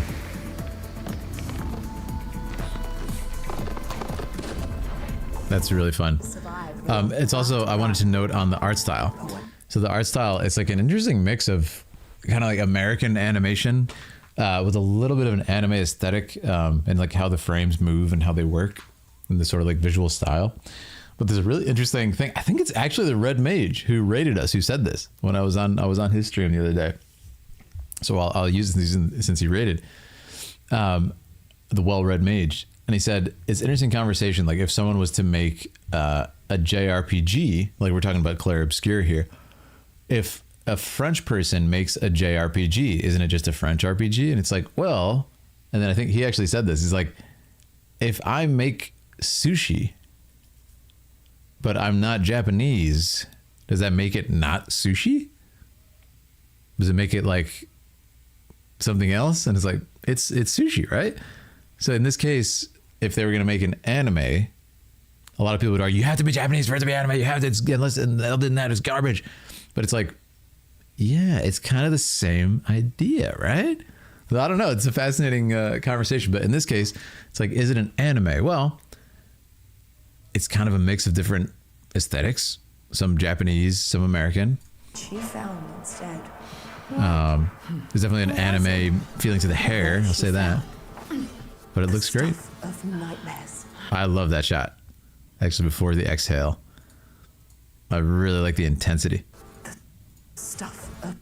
Yeah, that's a fantastic shot. I love how the light is cresting over the different facial features and stuff. It's really cool. If it's not from Japan, it's just a sparkling turn-based RPG. Exactly.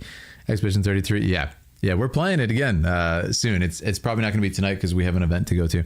But soon, my friends, probably tomorrow, we'll continue it. Whole conversation in and of itself, what makes an anime. Anime fans have been debating this for a long time. Yeah, it's a very fascinating conversation, right? But I thought that was a cool point by Well-Read Mage, who rated us.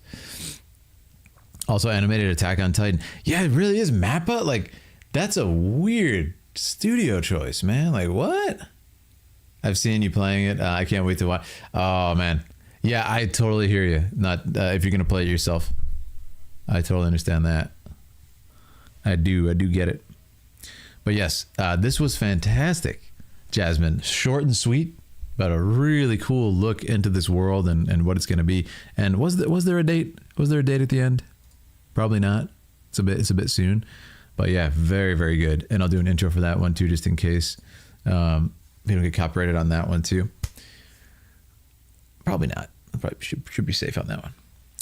Today I'm watching, reacting to, and breaking down the cinematic language of Ark, the Lost Colony teaser trailer, which is very cool. This video was chosen by Mysteria Sky, our member of our awesome community. If you too want to choose a video for me to react to, click that join button and become a Dragoon member or a tier 2 sub on Twitch. That being said, let's check this out. I know a little bit about Ark because we've had some other videos chosen by our community to check out, which were fantastic, and I love dinosaurs, so it's going to be very exciting. But if you enjoy our time together, make sure to sub and check out the other cinematic breakdowns.